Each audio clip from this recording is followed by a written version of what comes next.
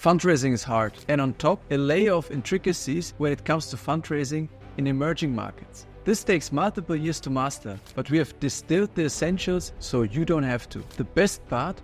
It's completely free. We don't want to sell you anything and created this course to give back to the startup community and help you in your startup journey. Hey everyone, this is Felipe and I'm here today with Stefan. We're super excited to dive into this course with you, where we're going to equip you with all the tools you need to learn the essentials of fundraising in emerging markets.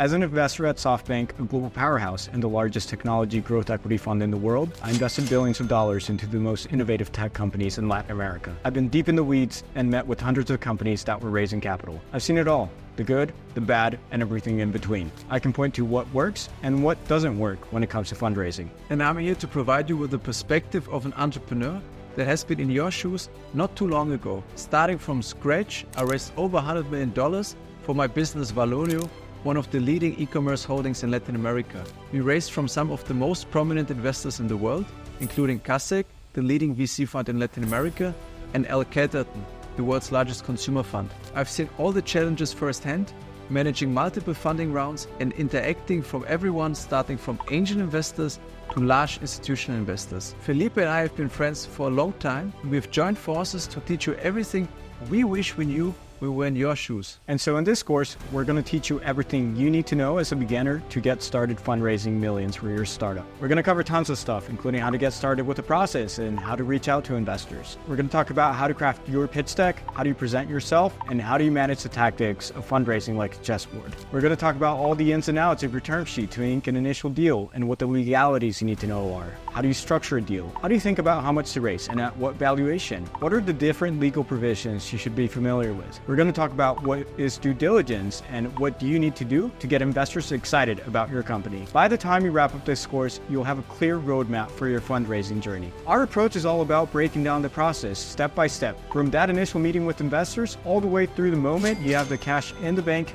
and beyond. We're going to walk you through how to fundraise like a pro, and hopefully you have fun along the way. Let's get started.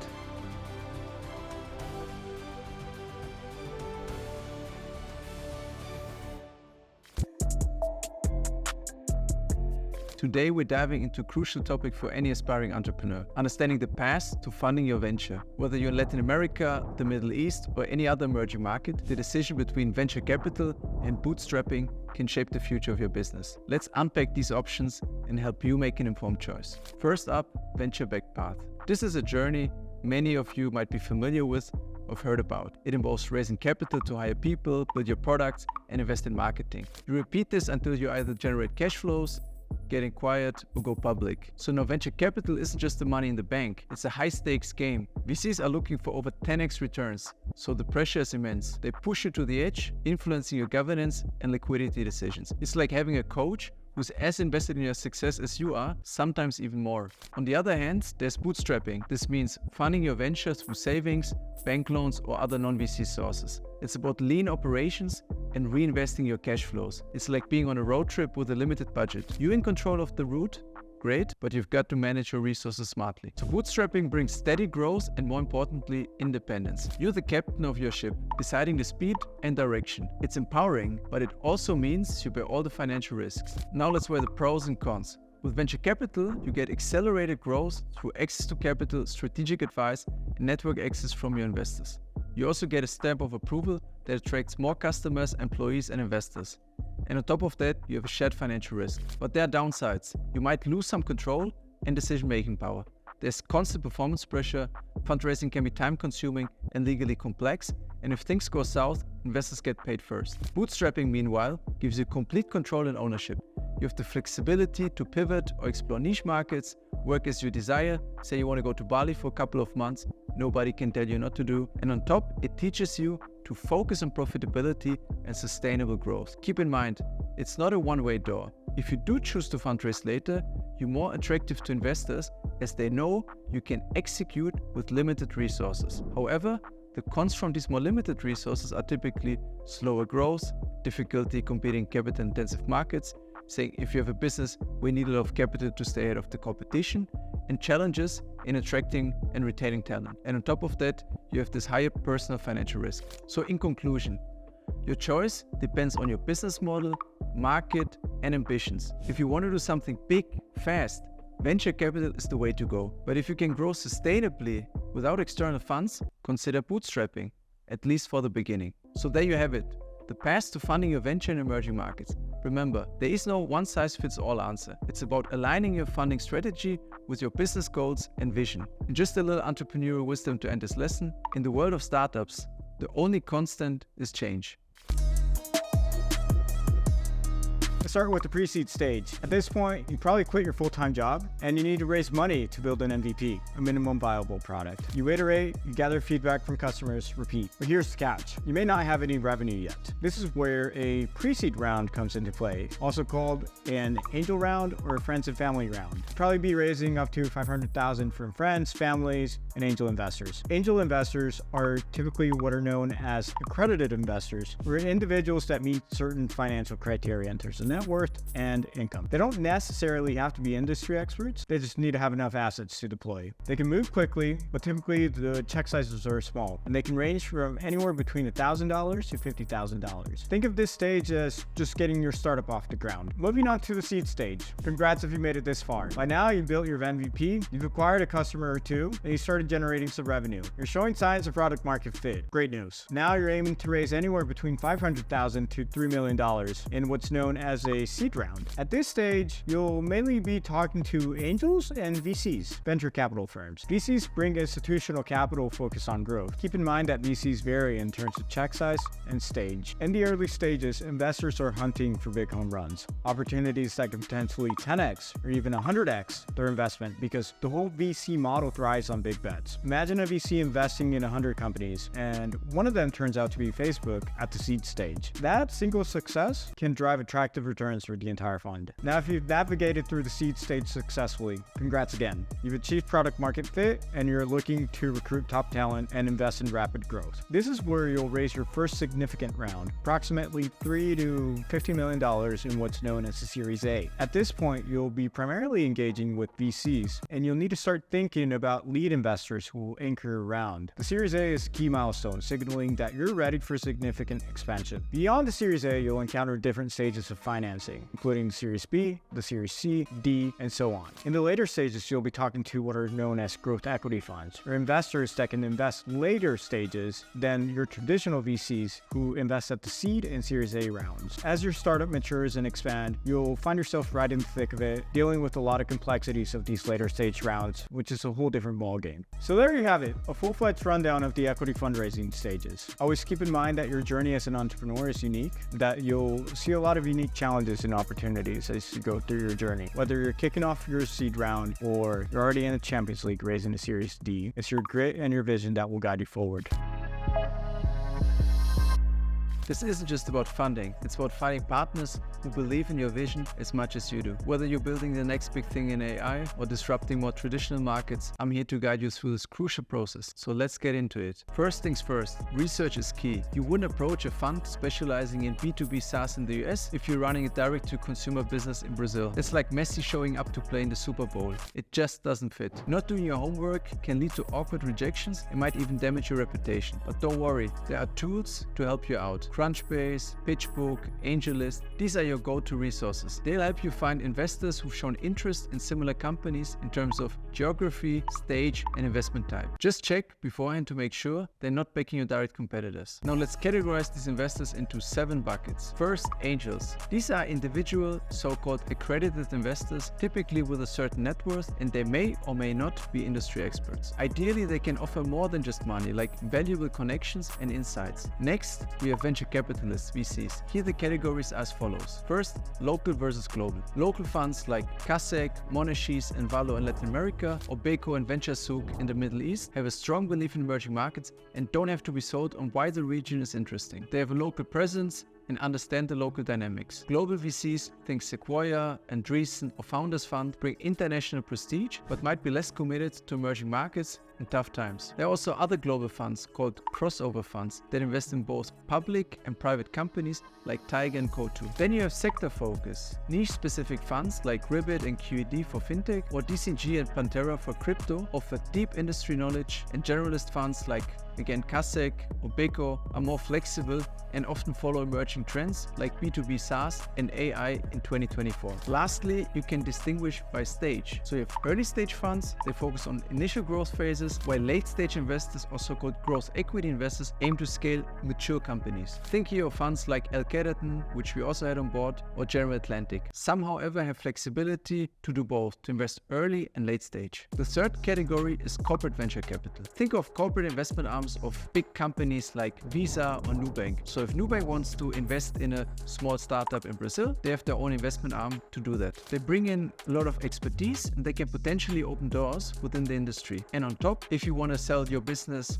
to them in the future, that's already good to have them in the cap table. One way to also get the similar route to exit is to bring on board as an angel investor, basically the founder of a leader in your industry in a different market. Next, we have family offices. These are the investment holdings of ultra high net worth individuals. They have dedicated teams to deploy capital. They usually have a very flexible mandate as they are not a fund and range from early to late stage. Let's also cover sovereign wealth funds. These are state-owned investment funds that manage the wealth generated by the government. They typically have much larger AUMs than the other type of investors, with hundreds of billions of AUM across asset classes. Think Saudi Arabia's PIF, Mubadala and Adia from Abu Dhabi, or Singapore's GIC and Temasek. They're heavyweight players with broad investment mandates, doing everything from real estate, infrastructure to venture capital. Note, they work hand in hand with the funds at times.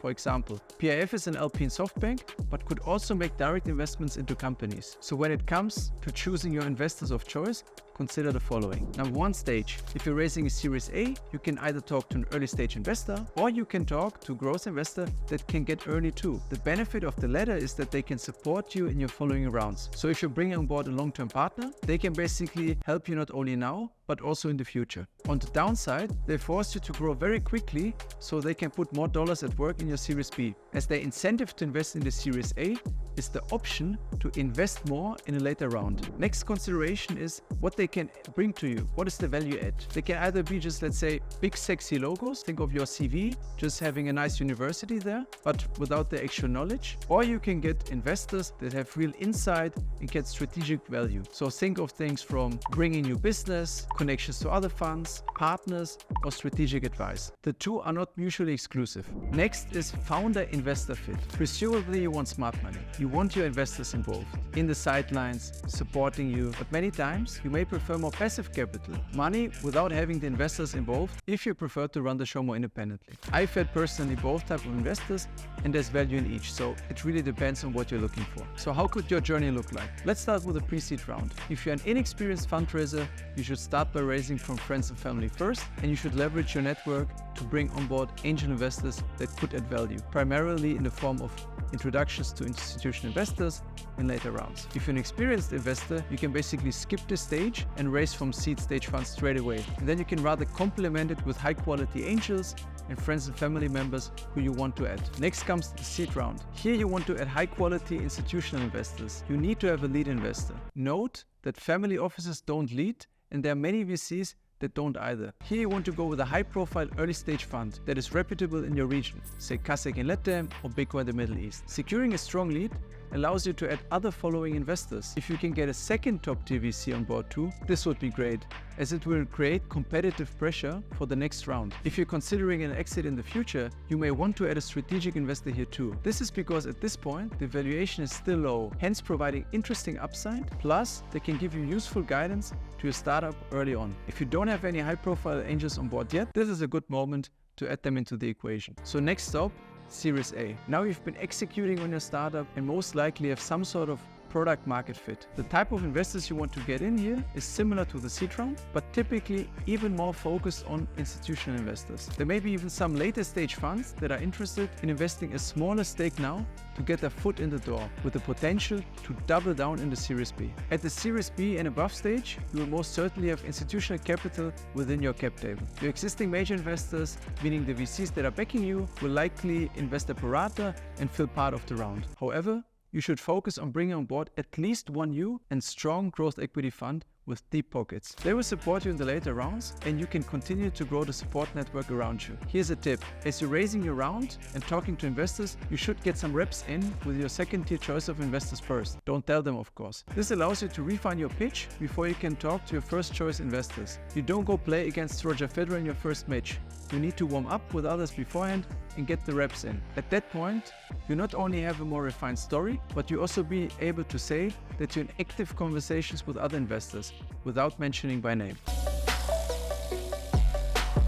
First, how do you get in touch with VCs? The golden rule in approaching VCs is through a warm intro. It's about leveraging your network to find a connection to the VC you're targeting. Ideally, this would be a founder backed by that VC or someone with a good working relationship with them. For example, if you're in Brazil and have Canary as an investor, they could bridge you to later stage investors like General Atlantic. But what if a warm intro isn't on the cards? Cold approaches are challenging but not impossible. Your best bet is to connect in person at networking events or industry conferences. If that's not an option, go digital. Reach out via email or social media like LinkedIn or Twitter. Remember, top VCs are flooded with messages, so be concise and to the point. When you do get a chance to speak, have your elevator pitch and key business metrics ready to impress. How do you navigate the different seniorities within VCs? VC firms are like intricate mazes, with each level playing a crucial role. Don't just focus on the seniors. The juniors are often the gatekeepers. They are your initial points of contact and assess whether you're interesting enough to pursue. However,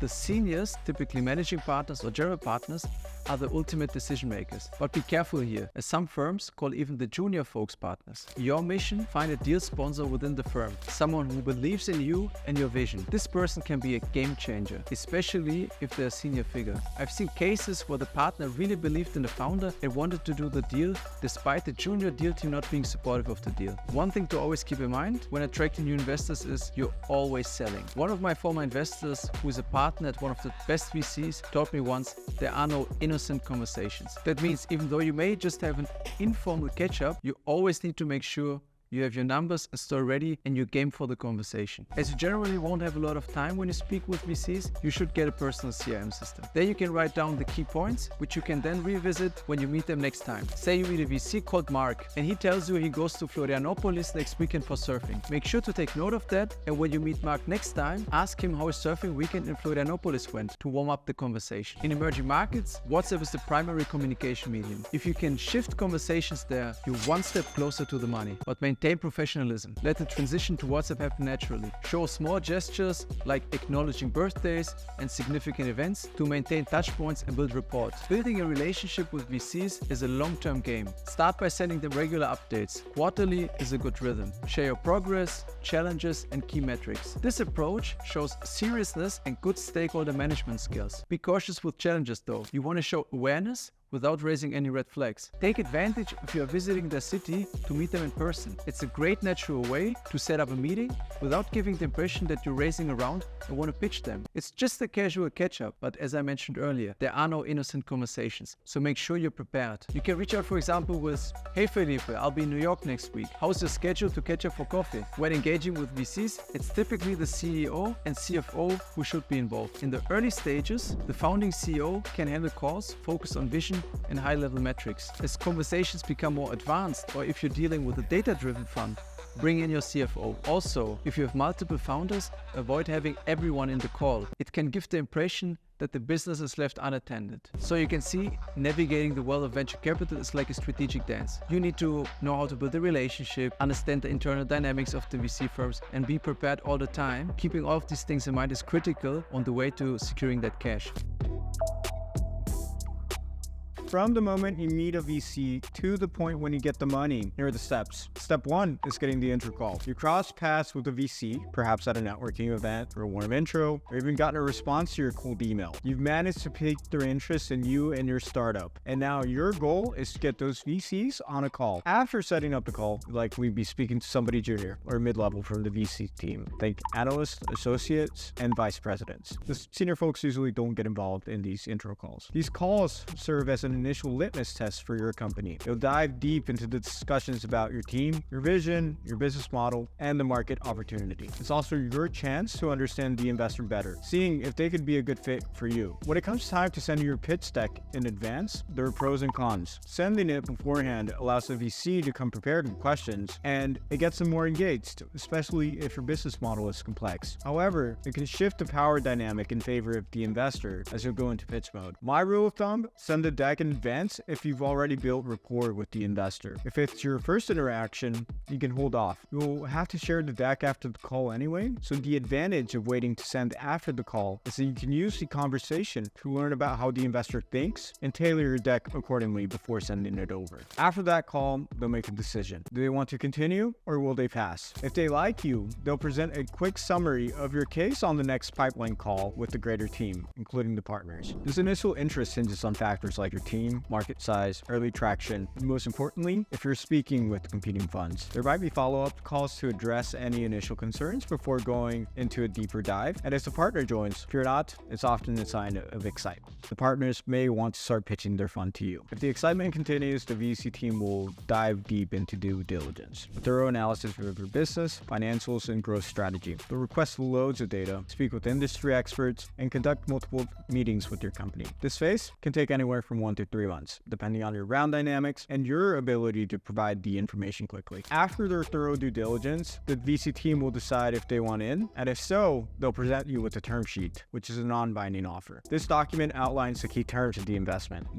amount, valuation, governance, and other key details. Term sheets vary in terms of commitment level depending on the fund. For some, it's binding in principle assuming no red flags are in the next phase, even if it's not legally binding. For others, it's an option to buy more time to do diligence before committing to a legally binding investment. You'll typically have a week to think about or negotiate the offer, although that can vary a lot depending on who has more negotiating leverage in the round. Once you sign that term sheet, it's time for confirmatory due diligence, the fun part. The investors want to ensure that there are no skeletons in the closet. They'll scrutinize all aspects of your business, focusing on the legal, financial, and tax matters. For that, they may hire advisors to assist. Depending on your company's stage, this phase can be a heavy lift for about a month or two. Remember, the time of this phase is often dictated by the exclusivity period agreed to in your term sheet. As you navigate confirmatory due diligence and it becomes increasingly clear that there are no immediate red flags and that a deal is in place, the lawyers will start crafting the legally binding documents. These documents detail not only economic terms, but also investor rights and obligations. Now, after the fund concludes confirmatory due diligence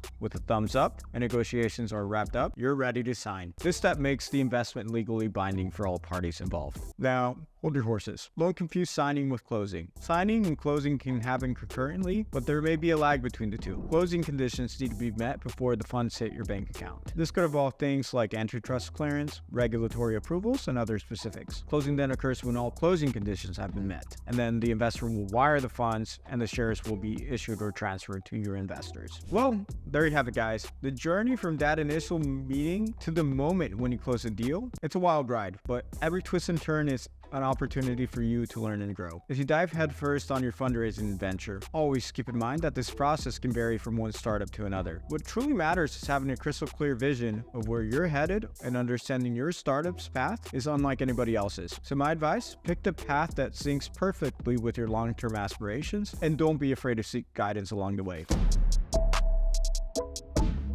Picture this, you've connected with an investor. Your number one goal is to get them to sit down with you so you can tell them about your company. Sooner or later in the conversation, you will need to send them your pitch deck. It needs to be nothing short of outstanding. Your pitch deck should do more than just introduce your company. It should get investors excited about your team and your vision. The average VC spends just 30 seconds skimming a pitch deck to decide if it's worth their time. Today, we're going to walk you through the process of creating that winning pitch deck. So buckle up. Let's start with the general structure of your pitch deck. First things first, your pitch deck should typically run between 10 to 15 pages in the main deck. You can also include an appendix of 10 to 20 support pages. Think of your pitch deck as a base template that you'll tailor for each investor. It's crucial to customize it depending on what's most relevant to include. For instance, if you're a fintech startup in Mexico and you're pitching to a US fund that might not be familiar with the Latin American market, you'll need to spend more time explaining the why Mexico story. On the other hand, if you're pitching to a Latin American America fund that already knows the market intimately, you can focus on different aspects. Now, the key is to tell a compelling story with your deck. It needs to be catchy and visual. Think of it like a first date. You want to be intriguing, but you also don't want to reveal everything up front. Create curiosity so there's a desire for a second meeting. We recommend crafting your narrative in written form before translating it into a deck. This approach helps you establish the clarity of how you should present your story. Let's dive into some general tips and tricks to elevate that pitch. Visuals matter. Your deck should be visually appealing because it's an extension of your brand. Use more pictures and graphics, including charts. Less text, more visuals. For example, include a chart showing the explosive growth of your user base, or use a diagram to visually represent your business model. Keep your wording crisp. Don't overcomplicate sentences. Half sentences are just fine. Use action-oriented titles. Instead of just saying market size, go for something interesting like, we're poised to conquer the booming 5 billion coconut market in Brazil. Be salesy, but within reason. You want to highlight your strengths and value proposition, but don't go overboard or you risk losing credibility. Avoid including your valuation expectations in your deck. Keep those conversations for later. In this video, we'll go through examples we've seen from different companies and our own learnings. Your first slide should be 1 to 3 sentences telling people what you do. Keep it simple and tangible. Let's look at an early pitch deck from Airbnb. 1 sentence. Book rooms with locals rather than hotels. It's simple and not something along the lines of Airbnb is disrupting the worldwide hospitality industry by allowing businesses and leisure travelers to book accommodations in privately owned residential properties rather than hotels. Don't use industry jargon nor talk about the ambition to disrupt the hospitality industry. Next up, the problem side. If you're not solving a problem, people won't buy. Every great and scalable tech company solves a really large problem that many people are willing to pay for. In the Airbnb example, the problem is very clearly laid out, yet simply. Now on to the solution. This isn't the time to list out features. Focus on the benefits instead. Airbnb nailed it by highlighting how they help save money for travelers, help hosts make money, and foster cultural exchange. The benefits rely on a reasonable assumption that travelers are open to sleeping in somebody else's house, which at the time was not as easy of a sell as it is today, that homeowners want to make money for their spare rooms, and that it's cheaper to stay at an Airbnb than it is a hotel. RIP to the good old times. This is simple and works for a conceptually simple to understand consumer business like Airbnb. But if your business is more complex, say you're helping to optimize lead scoring or you're developing core banking technology, focus on the use cases. A product demo will be helpful to complement and will make the solution feel more tangible to investors. VCs see hundreds of businesses each year, so make it easy for them to digest. Let's talk about why the team page is non-negotiable. Team matters a lot, especially in those early stages when VCs are often betting more on the people behind the idea than the idea itself. When crafting your team page, showcase your founding team and C-suite. Highlight their experience, background, and most importantly, why you're uniquely positioned to tackle this problem. Let's say you're building an e-commerce company in Latin America focused on selling sports equipment. Maybe you have experience in e-commerce at a commercial role. Say you led strategy at Mercado Libre. Your co-founder and CTO was a senior developer at Mercado Libre. Your CFO, who you met back at university, worked at SoftBank and invested in Fanatics, and your first hire was leading logistics for Amazon in Mexico. That's the kind of backstory that gets attention. VCs care about pedigree. They've gone to top-tier universities and worked at global companies. Having impressive logos like Harvard, McKinsey, or Google will help you, but be honest and authentic. Don't put a Harvard logo on the page if you took a 2-week online course at Harvard Business School. VCs will check on LinkedIn and they will know that you didn't actually go to Harvard, so it'll work against you. But don't think that having a big sexy logo is a prerequisite. VCs are also looking for cohesion. Ideally, you can convey that on the team page. Did your team work together at a company before? Did you study together? Perhaps even family? Is there a common link? They also want a team that's complementary. Ideally, somebody who may be a great fundraiser and motivator versus somebody who can really execute. Someone who is great technically versus somebody who is good at selling. From our experience, VCs typically don't like to see co-CEOs, and they want somebody who has the final say. Remember that VCs are going after that 10x or 100x return. VCs want to see companies with the potential to soar, operating in massive markets worth billions, or at least hundreds of millions. This tells VCs that you have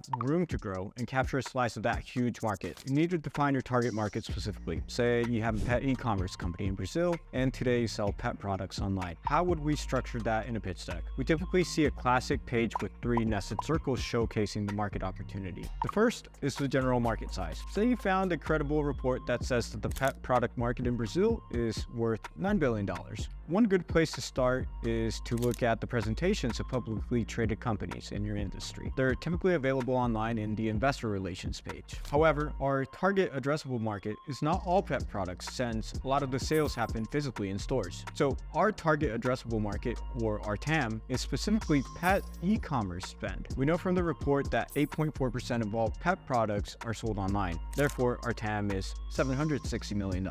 However, say you're only operating in Sao Paulo and Rio, which is 2/3 of the online pet product market. Your serviceable addressable market, SAM, would be $500 million. Let's assume you plan to expand throughout the country in the next few years. What we just did is called the top-down approach. Figure out the total spend in the category and understand what chunk of that can you capture. It's helpful to cross-check your assumptions with what we call a bottoms-up approach to make sure your assumptions make sense. Brazil has about 70 million dogs and 30 million cats, about 100 million pets. Of those, you make a logical assumption, or perhaps you know from your research, that 50% belong to middle and upper class families which spend money on their pets. The rest are either street dogs and cats, or they eat human food. Of those, about 10% shop online, so you're at 5 million pets. From customer interviews you've done, you know that the average person buys food and medicine for their pets one time per month, and on average spends $10. Therefore, the average person spends $120 per year on pet food and medicine. You also know that they buy things beyond food and medicine. From your interviews, you know that they buy clothes and toys for their pets twice a year, one for their birthday and one for Christmas. And each time they spend about $15. So you're at $30 annually. We're saying that people who actually spend money on their pets spend about $150 per year. Multiply that by 5 million pets, and you're at a market of $750 million. You see, it's similar to your top-down approach, but this exercise helps us think about the assumptions and if they make sense. Doing this sort of exercise is critical. VCs will conduct quick back-of-the-envelope math to see your potential. If there are a few other strong players in Brazil, they may assume it's reasonable for you to reach a 20% market share. 20% times 750 million is $150 million revenue potential. Assume a 10% EBITDA margin, you're at $15 million of EBITDA. Now assume a 20 times EBITDA multiple, which is a proxy used for e-commerce businesses. Your potential is to become a 300 million company based on this. However, markets are dynamic. They shrink and they grow. And for that, we need to understand what the industry trends are. It helps to answer the question of why now. Is there a new regulation? Are there new enabling technologies? Are there secular trends favoring your company? For pet e-commerce, the answer of why now could be something like this: adoption and humanization of pets, as people are increasingly getting pets instead of having kids, greater spend on pet products, and growth of e-commerce in LATAM. Think of where the market is going to be in 5 to 7 years when your investor will be looking to exit. Say in 5 years, the pet product market in Brazil grows from $9 billion today to $15 billion. And say that the penetration of e-commerce in your category grows from 8.4% to 25%. Your TAM would be $3.75 billion instead of $760 million today, which is a very good growth rate for 5 years. Be able to back up why that penetration is reasonable. Perhaps you can point to the US and China as references and point to the fact that Brazil is moving in that direction. So now if you do the back of the envelope math we did earlier, assuming you capture 20% of the market in 5 years, you're looking at a potential valuation of $1.5 billion. That's why it's critical not only to show what your market is, but rather what it will be when your potential investors will be looking to exit. Beyond the actual size of the market, there are many things that matter. Market structure. You'll need to discuss the dynamics of the market, how the value chain works, how economics are normally split amongst players, and any regulation pertinent to that market. Competitive landscape. VCs want to back the number 1 or maybe even the number 2 player in the category. They don't want to invest in the 10th largest pet e-commerce company in Brazil. You'll need to present who your competitors are. If you say you don't have any, you're likely limiting the size of your target market too much, which is not a good thing. Investors will find your competitors anyway. Try to be objective and show how your company stacks versus competitors side by side along several categories. In the pet example, it could be in terms of features and value proposition, including price points, delivery times and cost, product offering, and geographical concentration. It's important to recognize your shortcomings, as this builds more credibility than a slide that simply shows that you're better than your competitors every single category. It shows investors that you understand your positioning. Next, you'll need to explain your business model and how you make money. Here's an example adapted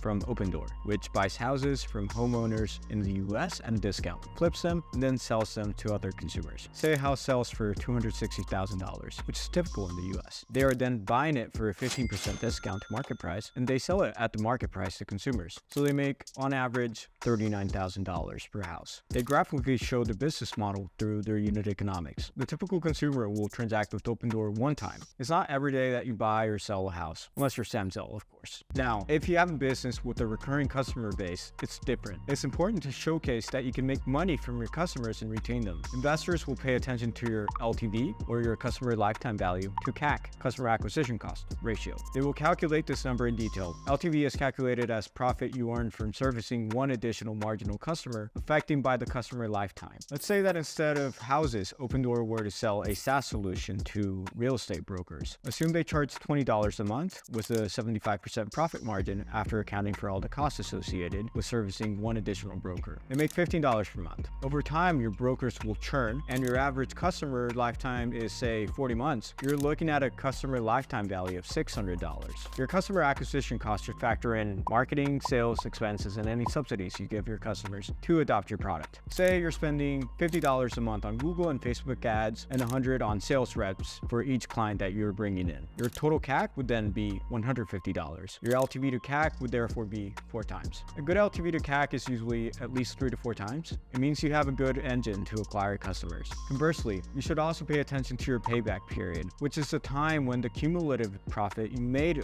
on a customer exceeds the CAC. It dictates the speed at which your company can invest money into customer acquisition. For consumer businesses, a good payback should be 3 to 6 months. If you have a B2B SaaS, however, 15 months is usually good because you have much higher customer retention. Now comes traction. If you're super early, you may not have much to show in terms of traction, but you should show indicators of growth for your company. If your target customers are consumers, show user growth and volumes. And if you're in the B2B game, show new logos won, especially if they're sexy clients. The earlier you are, the faster you should be growing your top line metrics, such as users or customers. The general framework for most companies is to show charts with the main 1 to 2 KPIs that matter, and a basic P&L with revenue, gross profit, and EBITDA. If you're a capital-intensive company, you want to include the main balance sheet metrics like debt and inventory. Here's an example of how you would show traction for our pet e-commerce business in Brazil. We can split it up in 2 pages. One simply showing the top line metrics, say revenue, and the other one showing a more detailed P&L. You should also include projections in your deck, which will come from your business plan. Make sure that the numbers align and are the same across all sources. When you think about projections, you should be ambitious, but realistic. Always have us reference the growth trajectories of the best companies in your space when they were at your stage. People tend to overestimate how quickly it is to scale at the beginning and underestimate growth in the outer years. And remember that growth isn't linear. That's perfectly okay. Think critically about when you will hit that inflection point. At least some sort of guidance of expectations will help your investors have a reference point. Don't be unrealistic, as investors will do the work, but don't be conservative, as investors typically will haircut your projections anyway. When you're doing this exercise, always have at the back of your mind if you can be a VC-backed business. That means if it will take you 5 years to get to $1 million in revenue, you may not be a good fit for venture capital. Finally, it's time to talk about the ask. How much are you raising and for what? This is where clarity and specificity are your best friends. Be crystal clear about what your round will accomplish and the milestones it will help you reach before you need to raise more capital. Take a page from Airbnb's deck. They didn't aim for unicorn status in their angel round. They focused on hitting $2 million in yearly revenue, keeping it realistic and achievable. Remember, your target audience is investors, so frame your ask in terms of what's in it for them. For example, invest $500K now and help us reach $2 million in revenue, setting the stage for a higher valuation in the next round. It's all about showing your investors the potential return on their investment. So there you have it, folks. That's your deck. Beyond the deck, there are crucial supplementary materials that will help investors better understand your business and its potential.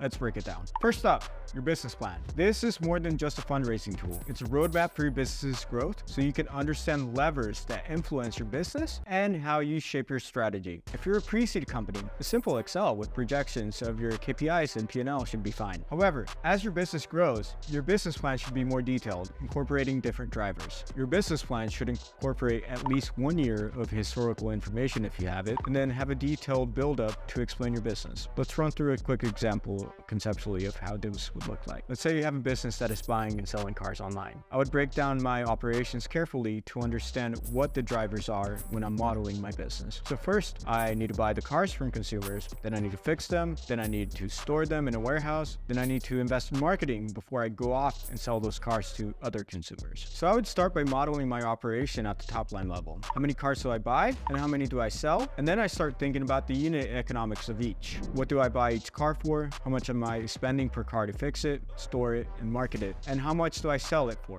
It's this level of granularity that investors typically care about. In capital-intensive industries like this example for a car marketplace or lending, for example, always create a three-statement model. This helps investors understand your working capital needs under different scenarios. Now, here's a critical point about your business plan. It needs to be versatile. You should be able to switch between at least 3 different scenarios by tweaking different assumptions. Why is this so important, you ask? If you don't provide this flexibility, guess what? Investors are going to have to do it themselves. Let me tell you, this can drag out the fundraising process. Imagine a junior investor spending valuable time mechanically adjusting your model. Not a deal, right? Plus, without the adaptability, investors might end up undervaluing your business without proper consideration. So make sure your business plan is simple enough to handle these various scenarios. It'll save you more time and keep your business valuation intact. Always remember that the point of a business plan is for investors to understand what needs to happen for you to reach your goals, and under different scenarios, what would be the expected returns. Next, support presentations to supplement what's not covered in your deck. These dive deeper into your industry, your value proposition, or your go-to-market strategy.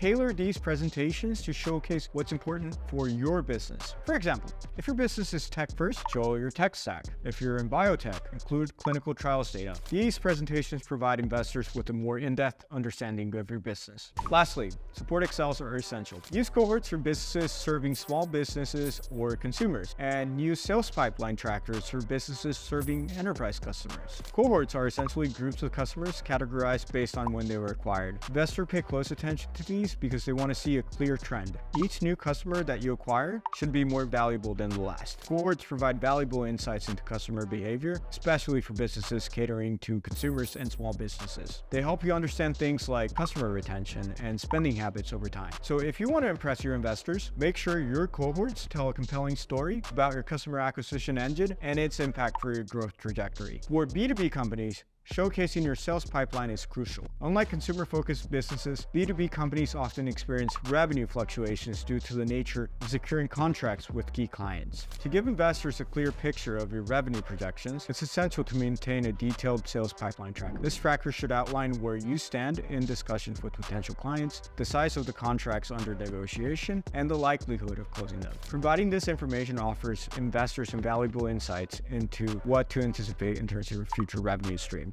Remember, these are just some examples of supplementary materials. Tailor them to what's specific to your company and what showcases its potential. And there you have it, the keys to crafting materials that grab attention and get results. Keep your deck simple, focusing on real problems, highlighting the benefits, and position yourself strategically. Make sure to have all the other stuff ready as well.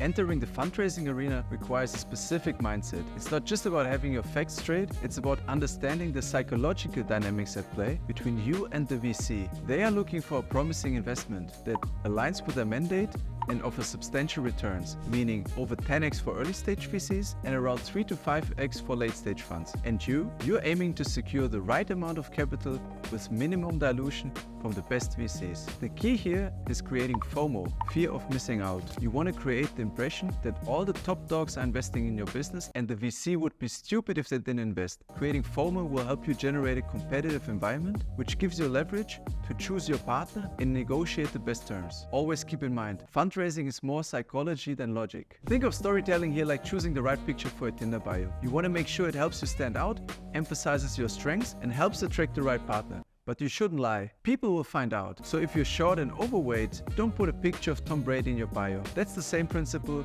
with storytelling and VCs. The business is the business, and you need to work with what you got. But similar to a good picture, storytelling can help you look better. Your first tool is the elevator pitch. This is your 2-minute golden window to spark interest in your business. You typically use this to describe your company during initial conversations when you don't really have much time. For example, at networking events. Investors meet hundreds of founders each year, so a strong first impression is critical. I actually recommend founders having 2 elevator pitches, one more sexy and visionary and another one more investor speak, depending on the type of investor and situation. For example, if you're a payments company in Mexico, your visionary pitch could be, we are democratizing financial services for Mexican merchants, making accepting card payments inclusive and accessible. And for the investor speak version, make it more punchy so they get it. We're building Square, but for Mexico. Now let's talk about the actual pitch. Let's start with a surprise. You don't need to use the pitch deck for the intro call with the investor necessarily. There are pros and cons. You may ask, why the heck did we spend all this time crafting it and getting this perfect pitch deck if we don't use it for the actual pitch? Isn't that why it's called pitch deck? The reason is it changes the dynamic. You want a conversation, not a presentation. This approach creates a more balanced power relationship. However, sending over the deck in advance will allow the VC to come better prepared, especially if your business is hard to understand. As a rule of thumb, send the deck if you've already gotten to know the VC and have engaged with them socially. If you don't send the deck before the call, the VCs will normally ask to receive it afterwards in any case. Now, when you're in action, be human, be memorable.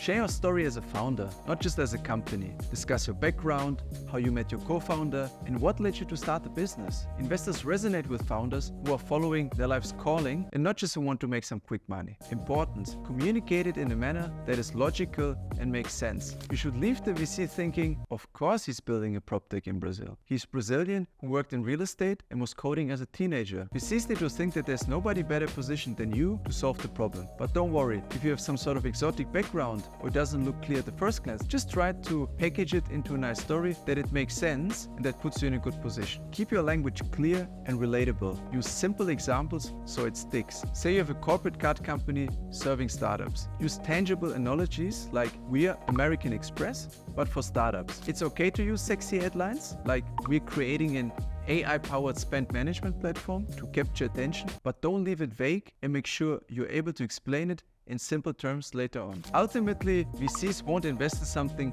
they don't understand, so make sure to leave them with a very clear impression. Also, connect on an emotional level and make it relatable. If you're solving a problem for the elderly, for example, don't address the VC, but rather their grandparents and show how it could improve their lives. Now, here's a crucial tip. Don't outright say you're raising a round. As a startup founder, you're always raising and you're never raising. This is because you want to maximize FOMO to improve your position. Say you're telling investors you're raising a round and it ends up taking longer than you envisioned and you don't have a lead investor yet. Investors will think your business is uninteresting as you didn't close the round yet and will completely lose interest. So a good way to communicate it is along the lines of, we are always open to connecting with people who share our enthusiasm. While we're not actively raising, several funds have approached us. We would clearly know what to do with additional capital to accelerate our growth further, but we don't want to rush things. We want to get to know potential partners early to see who could be the right fit in the future. This response is great because it shows multiple elements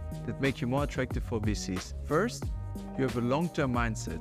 Second, you are not desperate. Third, you are in demand. And fourth, you have clear uses for new capital. Now here comes the exception. The only time when you can say you're raising is when you have such a hot business or are a successful serial entrepreneur that you know you get around together. Then you can even say the golden phrase, we have a lot of demand, so let me see if I could give you an allocation. See how Elon did it for his Twitter buyout. Be wary though, if you're saying you're raising a round and don't get around together, you are shooting yourself in the foot. Let's start with the looks. Dress in a way that's natural yet professional. Black t-shirt, jeans and sneakers is always a safe choice for tech founders. For virtual calls, ensure you have a professional setup with a clean background and good audio and video quality. No external calls from public cafes, please. Next comes the shoulder trick. It sounds basic, but it is such a game changer. In calls with investors, where your co-founders are participating, use subtle, non-verbal cues for a smooth communication. A gentle touch on the shoulder can signal to your co-founder that you want to speak, enhancing coordination between yourselves without anyone else noticing. Make sure to align with your co-founders beforehand what your secret body language is. Trust me, you will look incredibly in sync. Side note, when you have multiple people on the call, say you and your co-founder, I recommend dialing in from 2 different rooms to have no echo for the audio and also keep your WhatsApp open. That way, you can exchange messages to coordinate during the call if needed. Lastly, Always be on time, and please don't overrun meetings. First, you want to show respect to the VC. Remember, you don't get many shots. And second, exceeding beyond the agreed time signals you have nothing else to do and makes you look needy. If you need more time, politely ask the VC 5 minutes before the end of the call, do you have a hard stop? Seems like there are still some points to discuss and I want to be mindful of your time. This sounds professional and not needy. Communication is key. Show enthusiasm, confidence and professionalism. Dominate your numbers. Don't say, last year we grew around 20%, say 19%. Investors love it. Make sure to avoid filler words like So instead of saying, let's move on to the next topic, financials, you should say, let's move on to the next topic, financials. This pause signals more confidence. Have your own style, but adapt it slightly to the person you're speaking with. If you're shy and the VC is high energy, tone it up a bit. If you're very expressive and face an introverted numbers guy, don't ask if he likes to go to Mykonos for partying in the summer, but rather what book he's reading. Next, you want to get labeled. What do I mean by that? As VCs see so many founders, you want to be remembered and basically create a persona. For me, for example, I drew many analogies from my experience being a competitive tennis player. For instance, it's very important for me to have the best investors in my business that can provide not only capital, but guidance. I've seen firsthand how valuable it is to have a great coach during my tennis career. It's a game changer. This way, the investors will remember me not only as the founder of VALOREO, but also as a tennis player. This makes it stick. Understand VC lingo. It's an own language. For instance, VCs rarely give a hard no. They will say things like, we'd like to see more traction, or let us know when you have a lead investor. Understand what particular phrases mean to better guide your fundraising efforts. During the pitch, be prepared to answer common VC questions about your market, competitors and business model, and always have your data at your fingertips. Pay close attention to the VC's comments. It will guide you how to approach the next steps. And don't forget to ask questions. It shows you're serious about finding the right partner. Make sure to ask about the investment mandate, such as what their sweet spot ticket size is, how quickly they can move, how their IC process looks like, and most importantly, if they can lead a round. This will help you to also understand how likely they are to invest in your business. You don't want to waste much time with VCs that cannot lead the round. First, you need to lock in the lead investor, and then you can collect additional commitments. Also, ask them their perspective on the business model and why this excites them. This way you anchor them psychologically to associate your business with something positive. Lastly, ask how they would approach certain challenges you may be facing, like international expansion, hiring strong tech talent, or similar. This allows you to see how the VC is thinking about these, which can actually give you new, valuable insights for your business. And you start solving problems together. It will make the VC feel as if they're already part of your business and create more attachment. Plus, you can get a glimpse on how it could be to work together with that VC in the future, and if you like it. Remember that fundraising is both an art and a science. You're dealing with other people, hence it's important to understand human psychology and how to communicate effectively. When preparing your pitch, understand it isn't just for investors, it's for potential hires and partners too. So make sure to practice. And keep in mind, amateurs practice until they get it right. Pros practice until they can't get it wrong. You want to raise millions of dollars, so you've got to put in the work to become a pro. Here's something you don't want to hear. You will be rejected by investors. Raising capital is hard. It's like going to a nightclub and talking to all the pretty girls. One of them is bound to reject you, unless of course you look like Brad Pitt. Now, here's the harsh truth. Many investors won't outright say no. They'll keep you on the back burner just in case something magical happens, like a competitor sliding into your DMs. If you're not hearing much from potential investors after the initial chat, you're likely not interested. If you're deep in the process and have taken your company to their investment committee, that's a whole different story. You should at the very least expect a phone call if they decide to pass. If they're not being responsive, they might just be wrapping things up on their end to make a decision. Rejection is just a part of the game, folks. Even the top dogs miss the mark. Bessemer, one of the most successful VCs in Silicon Valley, who invested in the likes of LinkedIn, Shopify, and Twitch, have had their fair shares of misses. They passed on Apple at $60 million valuation because it was too expensive. Now Apple's worth almost $3 billion. They've also said no early to Google, Facebook, and Zoom. Mistakes happen, and they torment VCs. There are plenty of reasons that an investor may pass on you. You should break it down into things that you can control and things you cannot control. You can't control tough macro conditions, happens, or if a fund doesn't invest in companies at your stage or in your industry. You can't control if your market size is limited, if the market is overly saturated, or if your industry is facing regulatory headwinds. You can control things that are inherent to your business. Concerns about your team? Maybe you're inexperienced or you have negative references. There are many other things that could affect, like negative customer feedback, your unit economics are not proven, your financial profile just isn't attractive, or maybe your business requires a lot of capital, which may drive investors away during a credit crunch. Focus on things you can control.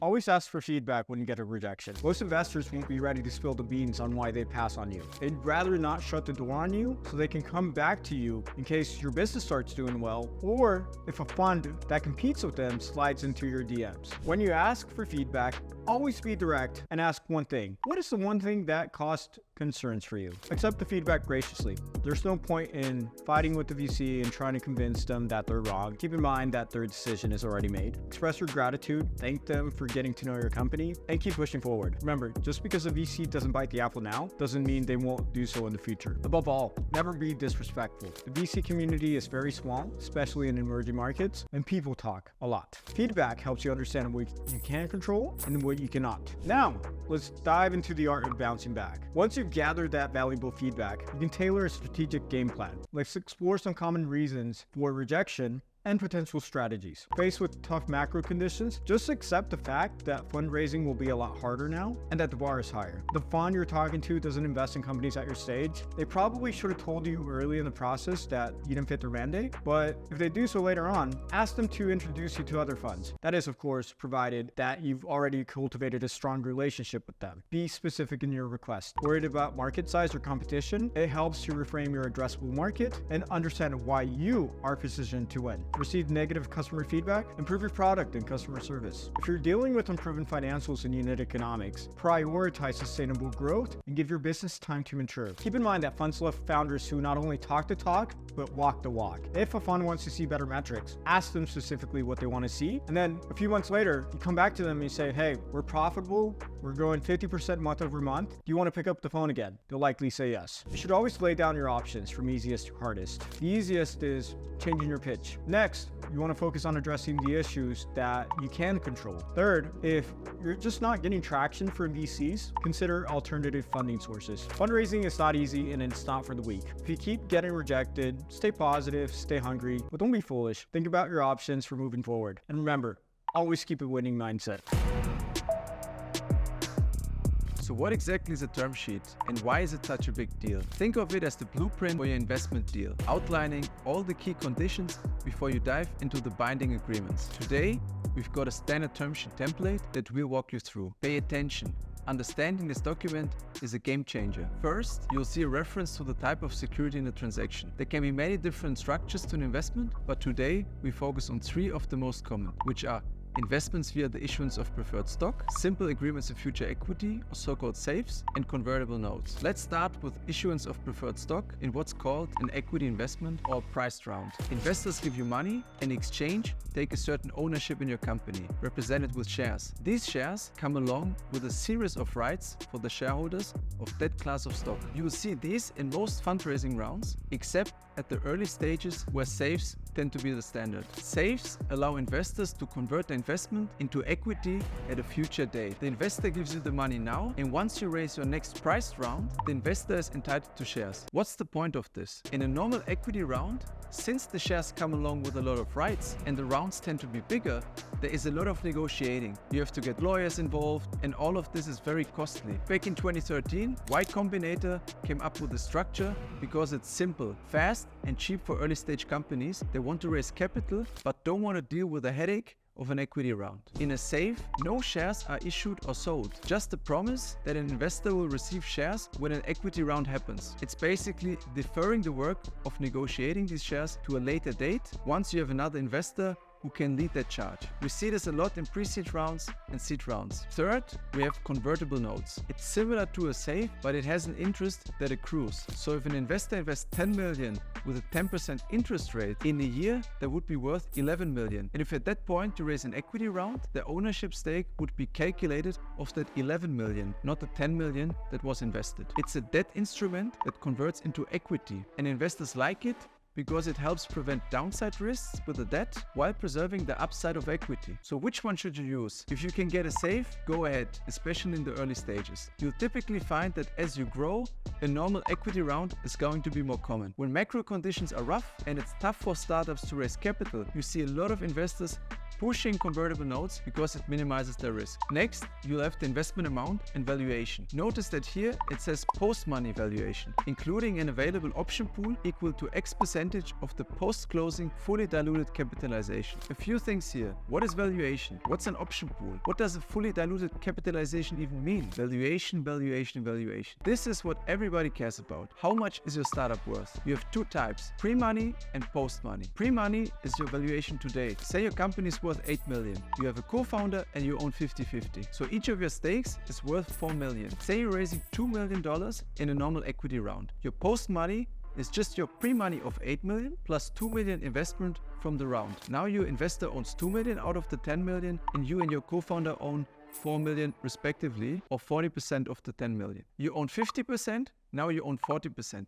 This is called dilution. Your change was from 50% to 40%, which is a 20% difference of the total shares. If you were to imagine you raise at a higher valuation, then your stake is worth more and you get diluted less, which means you retain more ownership. If you change the valuation to pre-money of 18 million and raise $2 million, you retain 45% instead of 40%. That's why valuation is critical. A lot of things will impact valuation. Typically for startups in later stages, the valuation is based off a multiple, either revenue or more common nowadays, gross profit or EBITDA multiples, which are highly influenced by market cycles. However, what if your startup barely has revenue or has even no revenue? Broadly speaking, you base valuation based on the target dilution, typically around 20%. So if I want to raise 2 million at 20% dilution, my implicit post-money is $10 million.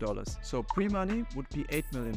While raising at a higher valuation is generally the goal, it has some downsides. You want to give investors meaningful stakes so they're involved in the company and will support you in your follow-on rounds. If you raise at too high of a valuation, you will have a lot of pressure of living up to those valuation expectations. So you need to slam the gas pedal to grow, even when it may not be the best move for your company. And it will also affect your ability to attract talent because it affects the employee stock options. Think about it like this. Employees get options that come with a strike price as part of their compensation. The higher the valuation, the higher the strike price of these options, which reduces their value as employees would need to purchase the company stock at a higher price to exercise their options. These options are defined in employee stock option plans or ESOPs, which basically set aside a certain ownership of the company for your employees to motivate them. When you raise a round, you can increase the option pool, but sometimes that will be factored into your valuation already. The earlier you are, the higher the ESOP. At the seed round, it's typically around 10%. Note that these options are not shares. They are just instruments that one day can be exercised into shares. When you take that into account, we call it the fully diluted capitalization. Think of it as the total number of shares of your company once we account for all options and all shares. And we track these on the cap table, which is just a record of all the owners of a company. Liquidation preference basically defines if your company gets liquidated, who gets the leftovers first. Typically, a 1x, typically called non-participating, liquidation preference is common. That means that holders of preferred shares are entitled to receive up to 1x their money back first before the common shareholders. That's super important for you as a founder because you will have common shares, which are junior to preferred shares. So if your investors invested $100 million throughout the life of your company and it gets liquidated for, let's say, 20 million, the entire 20 million would be split amongst the preferred shareholders. And you, the founder, would be left with nothing. There can be more complexities to this, including rules on which investors get first dibs, whether everyone gets in proportion, pari passu, or the most recent investor gets served before the last recent. So your Series C investors get paid out before your Series B investors, who in turn get paid out before the Series A. Sometimes you'll see investors push for a higher liquidation preference if they perceive a higher downside risk to you. Just be aware of the implications. Next up, founder vesting. Founder vesting puts limits on how much of your shares you get right away. That means that the shares you get are earned over time. Usually, founder stock vests over 4 years with a 1-year cliff and monthly vesting after that. It's a way to ensure commitment, meaning if your co-founder leaves after 2 years, he will only keep 50% of his stake and not 100% since he's not continuing in the business while you are. If he leaves even before 1 year, say after 6 months, he will not get any shares. Next comes the drag-along right, by which minority investors can be obligated to vote in the same way as the majority on a particular issue, typically a liquidity event. This is standard. It allows to get decisions done and not be blocked by a small shareholder as you're marching forward. Next up, conversion to common stock. This means that once the company IPOs or whenever the majority of the preferred shareholders decide, the investors' preferred stock will change to common stock on a 1:1 ratio, which would mean these shares lose all their special privileges. This is pretty common since preferred stock converts into common at the IPO anyways. This is also when IPO is so interesting for founders who are typically sitting in the common, meaning they are most junior in the cap table prior to an IPO. You may also find terms regarding governance, such as board rights for the new investor and how many board seats they get. Depending on the round and investment amount, it's typical to see 1 board director seat for the lead investor. Last up, exclusivity. It details how much time both parties have to bring the deal over the finish line and intends to restrict shopping around and soliciting other offers. 30 to 60 days is what you'll typically see. Look guys, we've covered a ton of ground here. JP Morgan always said, tell me your price and I'll tell you my terms. Knowing these terms and what they mean for you will help you land the best deal. Keep moving and improving. How do you get your $1 million deal across the finish line? Picture this, you have the term sheet. What do you need to do to get the deal done? You need to understand that the term sheet, though a significant milestone, is not a legally binding document. The real binding happens when both parties sign the purchase agreement. But before then, investors have to complete their due diligence process, which consists of commercial diligence, which is typically, but not always, done before an investor sends you a term sheet, and confirmatory diligence, which digs into functional areas like legal, finance, and tax. Let's talk Turkey. First up, commercial due diligence. Investors conduct this either in-house or through consulting firms like McKinsey and Bain. What's on the checklist? It's a deep dive into several areas. They scrutinize the market, dissecting its structure, industry landscape, and your position in the competitive arena. Your business model and unit economics are under a microscope. They take a closer look at your value proposition to customers, including interviewing a subset of your customers. Here's a golden rule for you. Always align expectations with your investors. Are you heading into a mostly confirmatory phase post-term sheet, or is there more to explore from a commercial perspective? Then comes the fun part. Confirmatory due diligence. This is when investors aim to uncover risks and mitigants, either before or after the investment. Often, they outsource this phase to advisors for legal, finance, and tax areas. For some, it's a comprehensive dive. For others, it's more of an exercise to check for the skeletons in the closet. If there are adverse findings, it will not necessarily make the deal fall through, but it could impact contingencies that will be incorporated into the binding documentation. This phase usually spans several weeks to a couple of months. Its intensity depends on your startup's stage and history. If you're in the early seed round with limited financial history and legal contracts, expect a fairly straightforward process. Check sizes here are smaller, so budgets for advisors to conduct this diligence are also lower. This becomes more of a heavy lift as your company grows. If you have multiple investors in a round, you'll often see your lead investor leading the charge. The other investors will hop on the bandwagon and share the expenses in proportion to their check size. Always nudge your investors to work together. You'll eliminate the need to send the same data multiple times and hopping on calls to discuss the same topics repeatedly. First on the list is legal due diligence. Investors bring in their legal counsel, so having solid legal support on your end is critical. You'll need to work with a leading law firm serving startups, either in the US or locally. Your investors' legal advisors will dig into various aspects, including corporate governance and structure. They'll look at the certificate of incorporation and bylaws to understand the basic governance of your company, cap tables, and underlying shareholder agreements to verify ownership, key contracts with customers and suppliers, intellectual property rights, compliance with regulation and cybersecurity protocols, ongoing litigation and disputes, employee matters and HR policies, including the arrangement of key employee contracts and any labor disputes. Here's a tip. Start organizing your legal documents early and consider partnering with a leading law firm for startups. Next up is financial due diligence. Advisors will scrutinize your financial statements, audited reports, and bank accounts to ensure the accuracy of your business plan per what you presented to the investors during the diligence phase. They essentially want to make sure sure that you're not inflating your numbers. It's difficult to go through financial due diligence if you're very early on and don't have much history. But as you progress, especially as you start building up to that Series A, you'll be expected to have the basic audited financial statements. Expect assessments like quality of earnings and cash proof analysis. The quality of earnings, or QOE, analyzes the sustainability of your earnings. Is performance at a given time period from principal business activities, or do we have one-offs? The advisor will typically be looking for adjustments that should be made to your financials, which may in turn impact the adjustments of the valuation if you agreed to a valuation based on a multiple for your business. We typically see this more in the later stages. The cash proof analysis aims to reconcile the cash flow from your financial statements with the cash flow in your bank accounts. Investors want to see proof that the cash is coming in, especially important if you don't have audited financials yet. And last but not least, we have tax due diligence. The goal here is to understand potential tax liabilities, compliance with tax filings, and the tax implications for investors upon exit. Remember, consult tax advisors early to organize legal entities and tax structures, not only for investors, but also for founders when liquidity events arise. Confirmatory due diligence can be hard work, so organization is key. Start early and gather your documents because at some point, your investors and their advisors will come knocking on the door. When it comes to legal, finance, and tax diligence, seeking advisors early on can help you navigate the complexities you'll face down the road.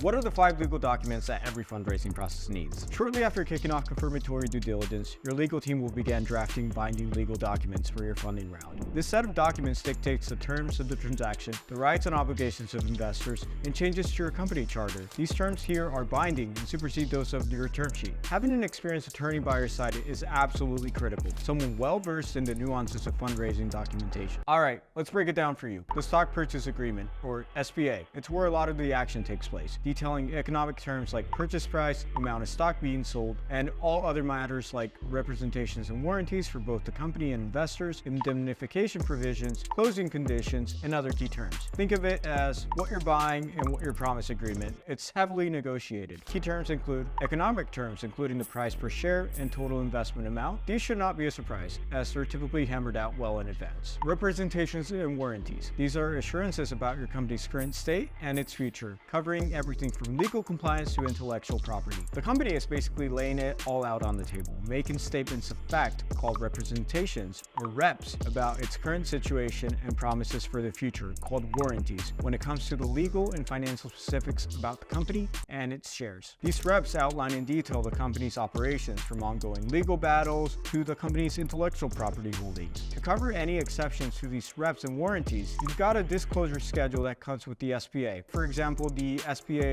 states that the company is in the clear when it comes to litigation. But if there's a lawsuit brewing in the background, you'd need to disclose that in the disclosure schedule. In fact, it's a smart move to include as much detail as possible in the disclosure schedule. Think of it as your shield against any future claim by the investor. Indemnification provisions outline compensation from one party to another for certain claims. Closing precedents, or CPs, refer to conditions that must be met prior to closing the transaction. For example, a company may have as a CP clearance from antitrust regulators before a transaction can go through. The Investor Rights Agreement, or IRA, outlines critical investor privileges, including preemptive rights, which allow future investors to invest in future rounds before the round is opened up to others, information rights, providing access to things like the company's financials, registration rights, which allow investors to sell their shares in an IPO, and redemption rights, which allow investors to require the company to repurchase their shares after a certain period of time. This is rarely exercised. Note that many of these rights may only be afforded to major investors, which are investors who meet a minimal ownership threshold, say, for example, 10%. Third, the voting agreement defines how shareholders vote on specific issues, introducing mechanisms like a drag-along right, whereby the minority investors can be obligated to vote in the same way as the majority on a particular issue, especially during liquidity events. Number 4, the right of first refusal, or ROFR, and co-sale agreement. The ROFR allows the company first dibs on purchasing shares of any shareholder who wishes to sell their shares. For example, if a shareholder wants to sell their shares to a third party, the company would have a ROFR purchase the stock at the same terms as the third party that is being offered these shares. If the company doesn't want to buy the shares, certain current investors may have a secondary right of refusal. This is important to keep in mind for investors, as they may seek to increase their ownership for your company over time. The co-sale right allows shareholders to join in a sale of shares by other shareholders. In our example, if the company does not exercise its ROFR, in this instance, other shareholders shareholders with the co-sale right could join the initial seller and sell their shares to the same buyer at the same terms. This would allow investors to lower their exposure to your company. With every funding round, your company's certificate of incorporation needs an update to reflect the rights attached to the new class of preferred stock being issued to investors, detailing everything from liquidation preferences to anti-dilution protections. It's a key document that underpins the structure of your startup's equity. There are some terms you should be familiar with. First are anti-dilution provisions, which provide investors protection in the event of a down round. Pretty simple. If there is a down round, which is when you raise at a lower valuation than the last round, which is not a good thing, investors would get anti-dilution shares to make up for the additional dilution that they would incur.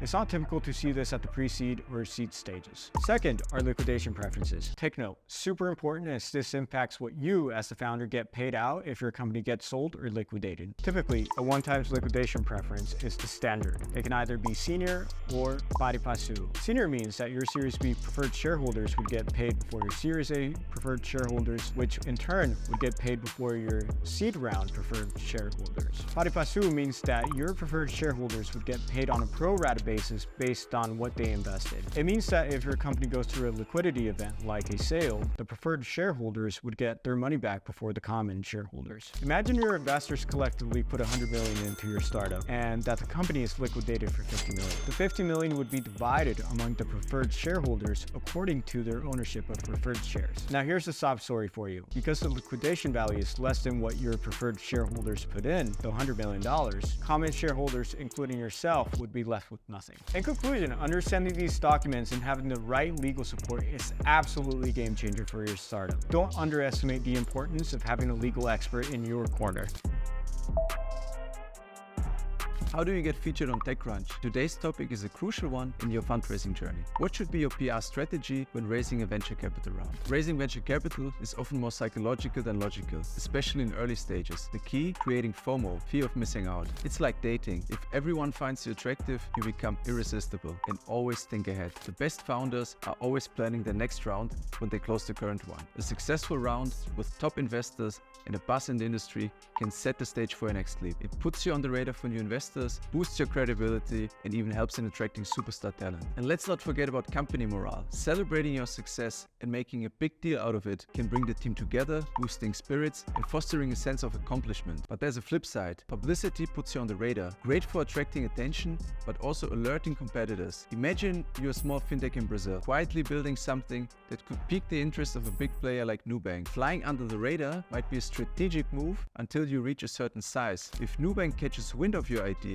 and decides it's cheaper to build it in-house, your company could be at risk. That's why many founders these days build in stealth mode, meaning they don't disclose to the public what they're building. So let's say you're all in for making some noise and reaping the benefits a good press announcement can offer your business. Here's how you can go about it. Start with a well-crafted press release. You can find plenty of templates online, pick one you like and customize it for your story. Your press release has two vital missions. First, it must convey the right message, aligned with your fundraising objectives. Be crystal clear about what you want to achieve, whether it's attracting new investors, building credibility, scaring off competitors, or even enticing potential buyers. Mention what you plan to do with the funds, whether it's expanding into a new market or further developing your product. Second, before publishing, run the final press release by your main investors and check with anyone mentioned in it, such as individual angels. You can also ask the key stakeholders to provide a quote that amplifies the positive impact. For example, if you're raising a round from Andreessen, having Mark Andreessen provide a glowing quote about your business and its prospects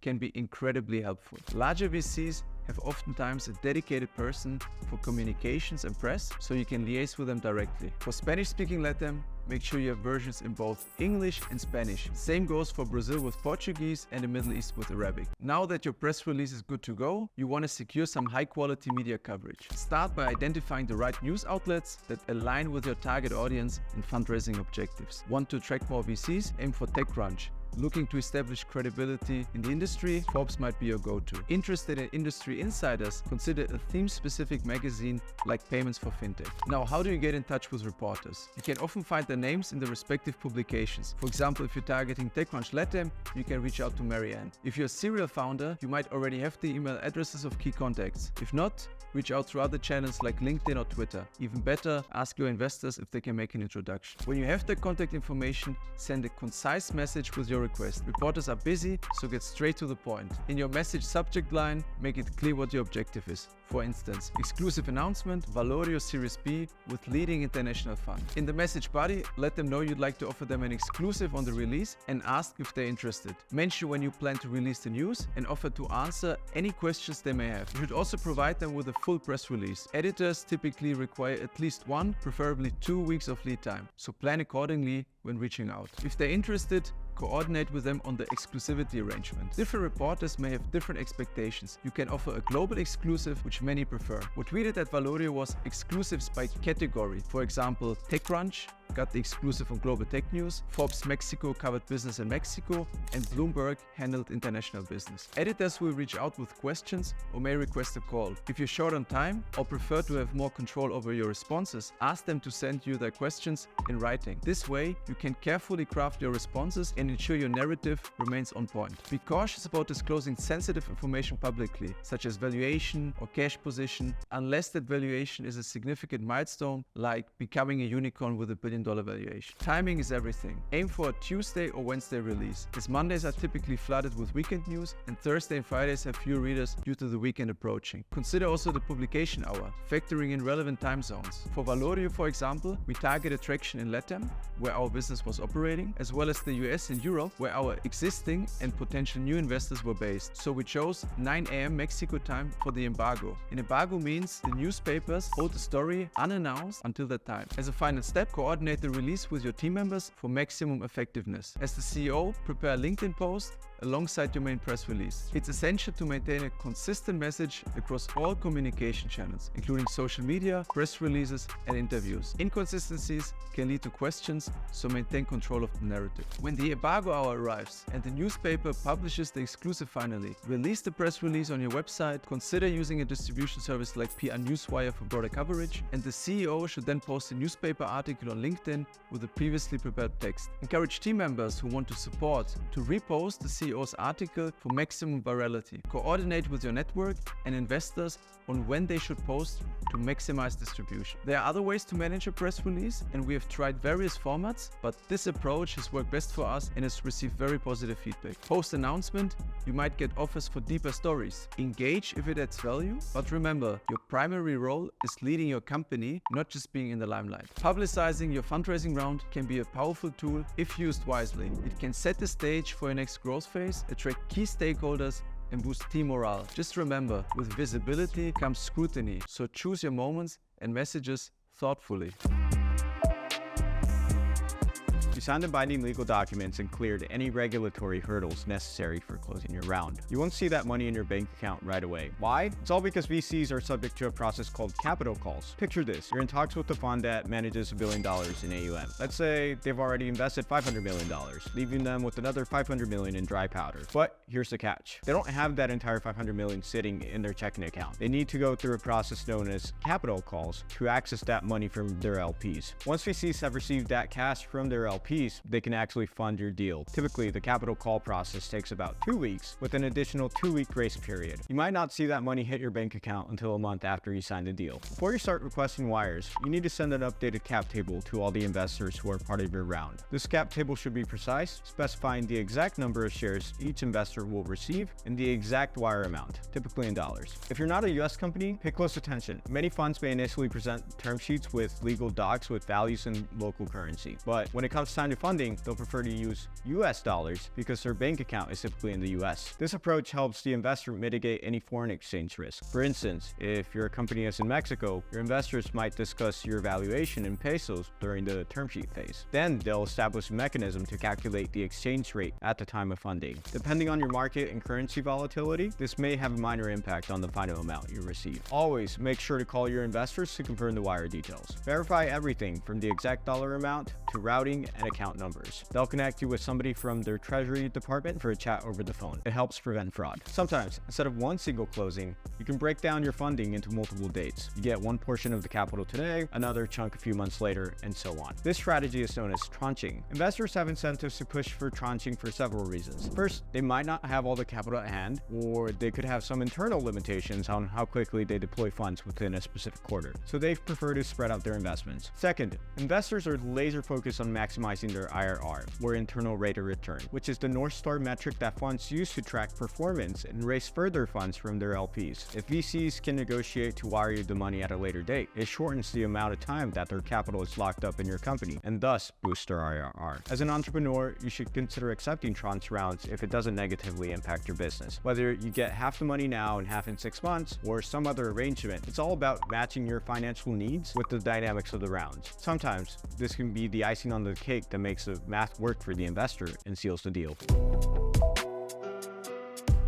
Kudos! You sealed the deal, the money's in the bag. Now what? How do you deal with investors from here on out? How do you run your board of directors? Listen, investors aren't just pockets of cash. They're partners in your company's journey. Here's how you can make the most out of this partnership. Number 1, regular updates. You need to send out KPIs and financials either monthly or quarterly. This keeps investors in the loop and close to you. Make sure to have a consistent template. 2, business plan updates. A business plan is a living document. Whenever you need to update your budgets, you need to inform your investors and get approval from your board. Think of your investors as an extension of your finance team, so make sure to send them the underlying Excel for any new budgets. The last bit anyway, keep it clean. 3, establish a rhythm for your communications, whether that's weekly, monthly, or as needed. You're the captain of the ship, so you should decide how hands-on or hands-off you want your investor to be. Just make sure to have some consistency and align early with your investors. 4, stop the pitch mode right now. Once the money's in the bag, stop pitching your investors. Be open about your problems and lean on them for support. They're already married to you. Stop trying to impress them and use them when you have a problem. Understand that some investors can be more than just money. Use them. Tap into your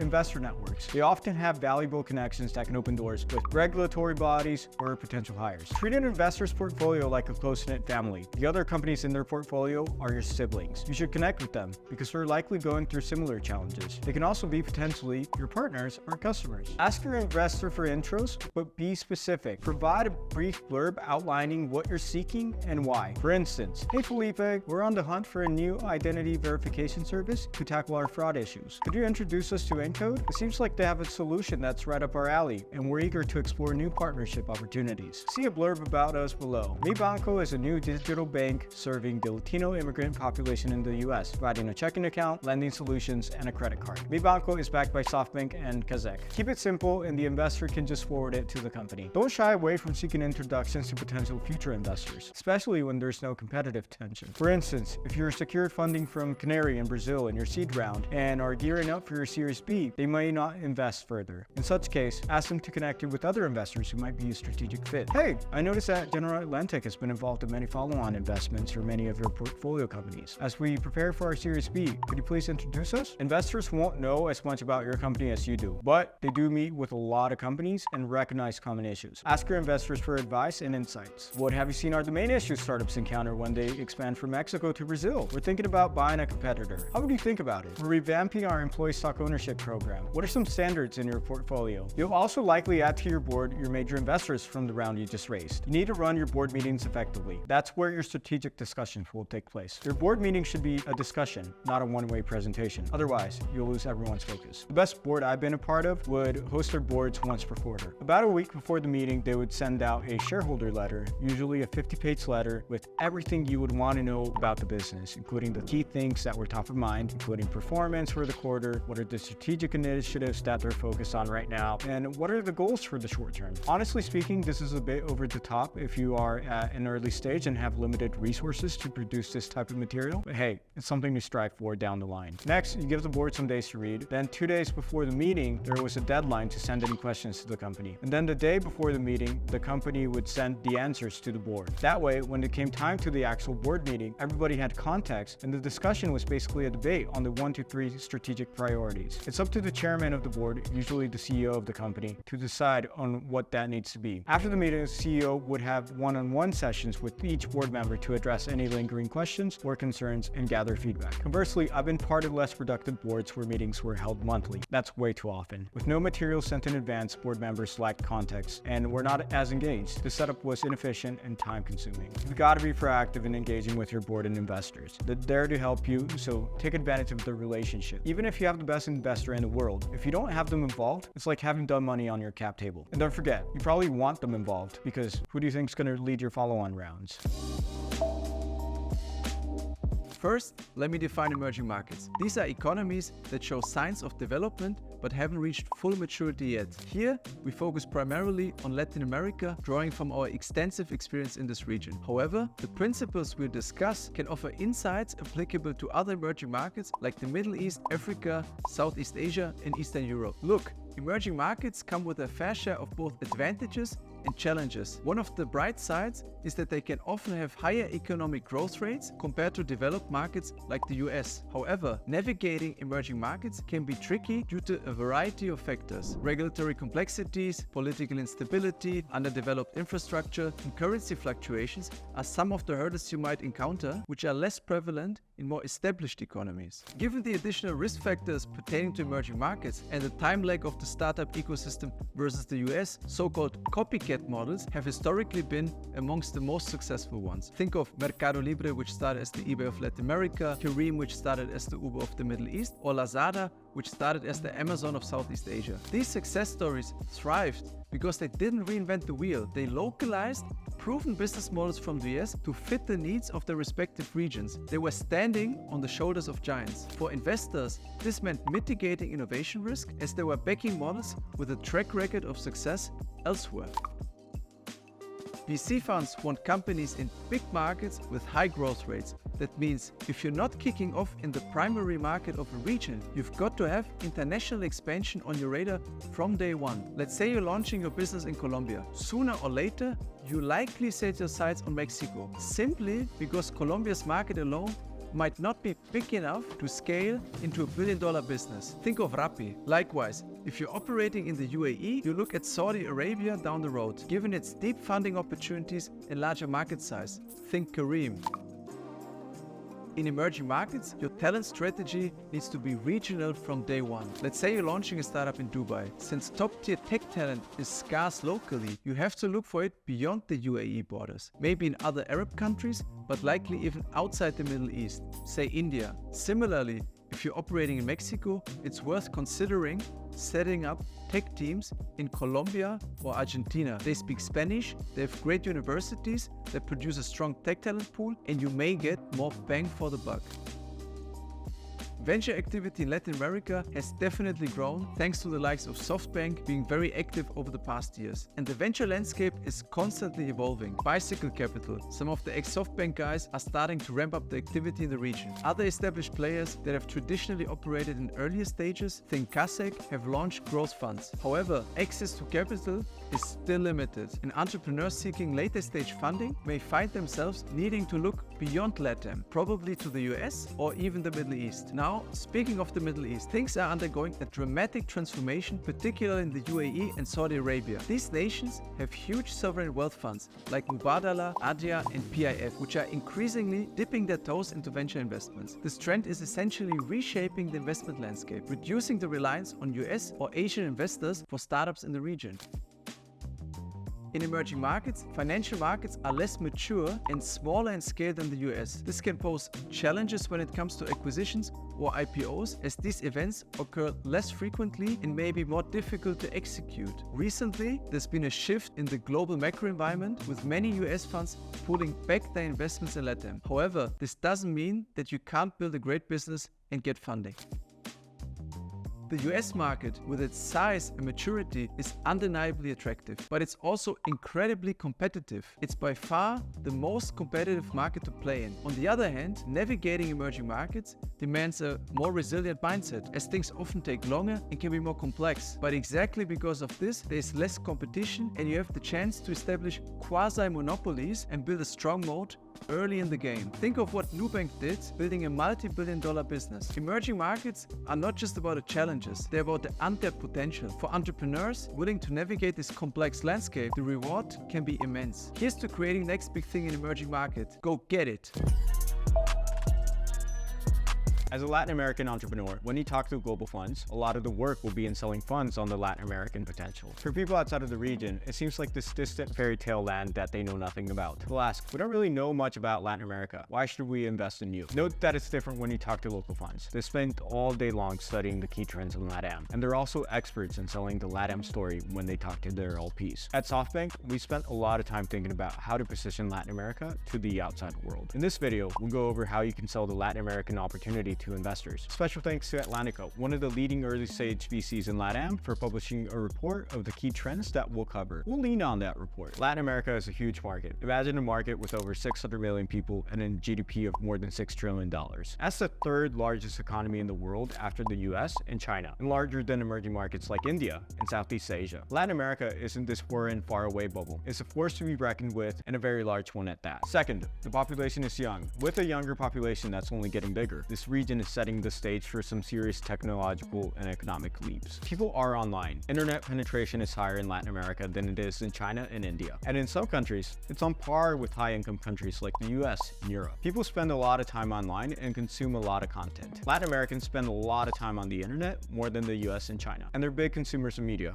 with high adoption of media across platforms from Instagram to YouTube. LATAM is the number 2 user base in the world for Netflix, number 2 user base for Facebook, and number 2 user base for WhatsApp. Brazil and Mexico are each within the top 10 markets globally for Twitter, Instagram, Netflix, and YouTube. Brazil, LATAM's largest market, has the highest adoption of Uber in the world. Despite all this digital engagement, there's still a huge gap in services like e-commerce and financial services, meaning that there's room to grow and make a significant impact. That's where startups can come in and fill those gaps. Now, despite these impressive stats, venture funding in LATAM is still just a sliver of what it could be, given the total size of the region. The region receives less than 1.5% of global venture funding, despite being collectively the third largest economy in the world, behind only the US and China. Oh, and the tech scene here is just starting to heat up. Compared to major markets, Latin America's tech companies are just a tiny piece of the economic pie, with a lot of runway for growth. We've already seen some huge hits like Nubank, and that's just the start. There's already a burgeoning ecosystem of unicorns brewing, proving that it's entirely possible to build a multi-billion-dollar business in the region. In summary, if you had to distill the Latin American opportunity in 3 sentences, use the following. Latin America is a huge $6 trillion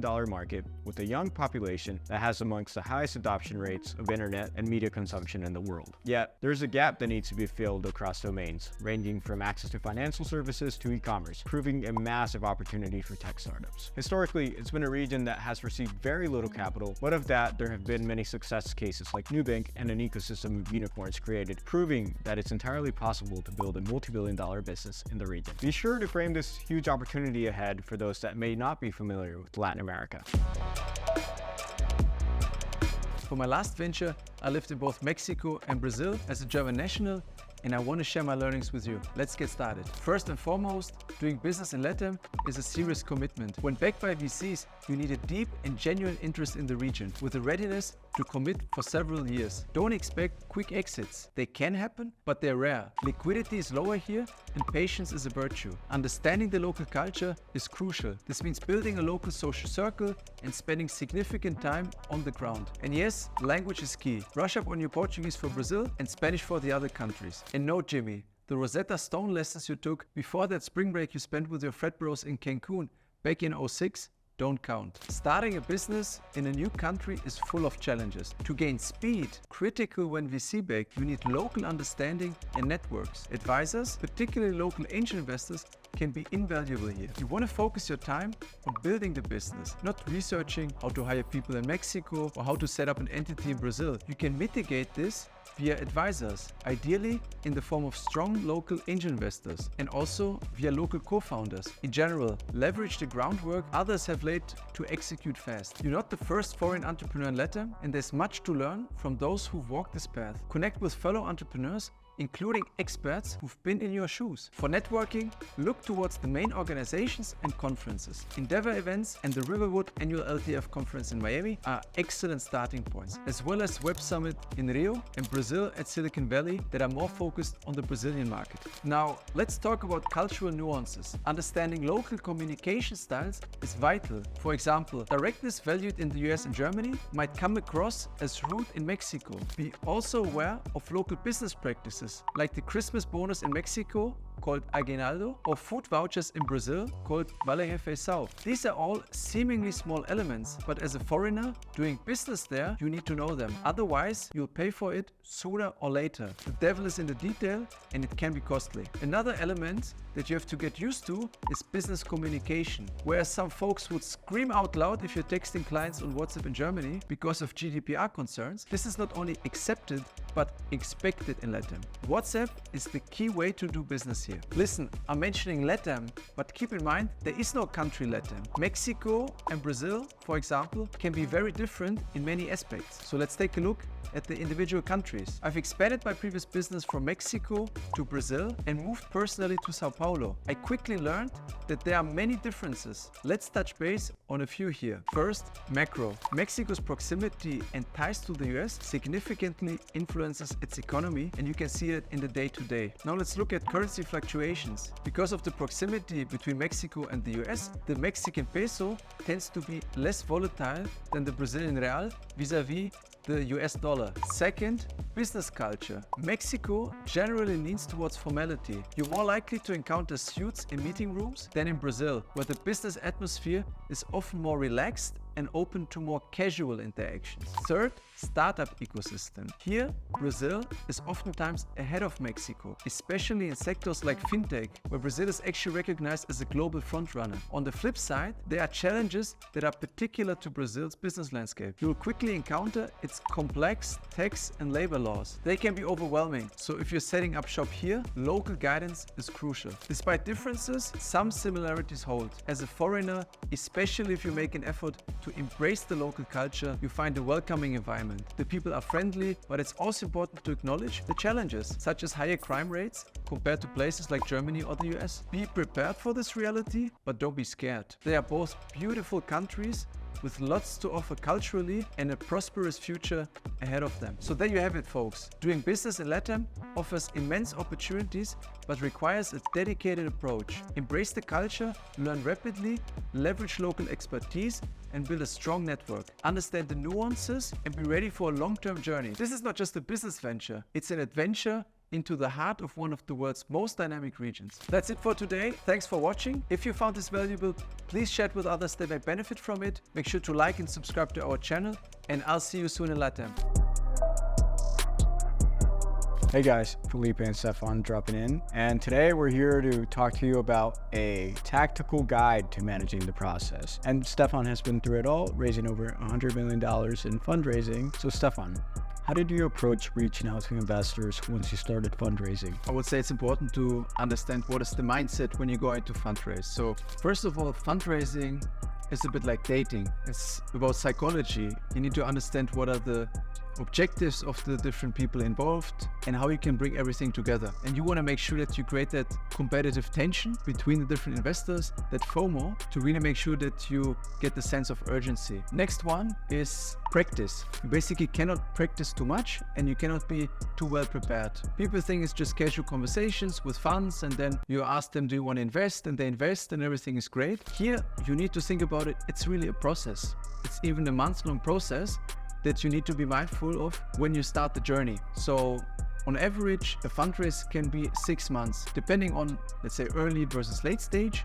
But think about it, you have different elements. First of all, you need to get in touch with VCs, you need to have the first conversations, build up a relationship, then you engage further, there's maybe interest, eventually they may put in a term sheet, then you sign a term sheet, then there's diligence, there's closing. So you see there are a lot of elements involved. So you need to make sure when you start, you're very well prepared, that you can synchronize and coordinate everything from the beginning, especially because it's not just one fund that you're speaking with. Oftentimes, you're managing multiple funds or multiple investors in parallel. The third point, and this is a question we're always getting, is how broad should you go? What do you mean by that? Should I just speak to every investor on the street and try to get the capital? So should I just basically spray and pray and hope that, you know, one fish bites? Or should I rather get targeted? And there, I've seen both. It depends really on the situation, but it's good to be a bit broader. So let's say these are the 5 funds that you want to go for. It's good to have some additional funds to give you a bit of, let's call it, buffer. Maybe also to, let's call it, practice with and warm up with. But you also don't want to just speak with every fund out there because you will lose a lot of time. And keep in mind, for the VCs, it's very rare that they give you a hard no. So you can speak with them, you think they're interested, but actually you're just wasting time. And in the end, you're speaking with a lot of people, but nothing concrete materializes. So I would say those are the key elements here. So what happened if somebody wasn't responsive to you? There's a couple of elements. As we said earlier, FOMO is key. So if they're not responsive, that means they're most likely not interested. So sorry for you, but that's not a good sign. What can you do about it? Number one, use the what I call I'm in town method. Let's say there's a fund that is in New York. Next time you're in New York, just drop them a message, say, hey, I'm in town, let's catch up for coffee. This is a good way to connect without basically being pushy or asking them to get involved. And then in that conversation, you can also feel a bit more what are the reasons why they're not interested. And if you're clever, you have some interesting business updates or maybe some other funds that are interested, and you can then also drop that. So then after that meeting, they will take it away and maybe come back more active. Next point is then also how to create a FOMO to activate other funds. So the best way to accelerate a fund is to have another fund. Don't worry too much about that particular fund. Focus on other funds and how you can lock them in. And if you get another term sheet, make sure that you keep the other fund in the loop, obviously before you sign the term sheet. But this is a good way then to see if they're interested. If they are still somehow interested, they will say, oh, let's take another look and let's see what we can do. Or they will say, look, it's not interesting for us. And that means they just don't like the business for whatever reason. So they're interested. Now what? Do you send them the pitch deck? Yeah, so you can send them the pitch deck. It depends really on the level of interest. You can send them the pitch deck beforehand or not. But let's say if you would engage, you would send them the pitch deck. Just important, ideally don't send it directly via email. If you're smart, you use DocSend. That's a service like a mini data room that you can use. What is the benefit there? People need to sign up with their email address to see your deck, and you can see as the provider on the other side who is looking at the materials from the counterparty side, and also which pages they're most focused on. So this gives you also a good indication of if they're interested or not. So that's something that works. Plus, if you want to, you can also then add watermarks on top, so they will not just share it with others. That's how we have done it, and how we have seen also many others do it. What's your perspective? I quite like the PDF. The reason being, if I'm interested in an opportunity and I'm going to take it to a pipeline call to get buy-in from the greater team to do more work on that company, usually I would send the deck beforehand to the team so they can learn about the opportunity. What I found with DocSend is that unless they enable the download feature, we would have to go in and take screenshots of the deck to put it into our own deck to share with the broader team. So, if you are using DocSend, just keep in mind that many investors will actually ask for the PDF. It's easier for them. And before sharing these documents, would you guys ask for an NDA? No, you don't send an NDA. So what you can do is you can get the NDA later on, once you share the full data room. But for the intro deck, you would not do an NDA. Why is that?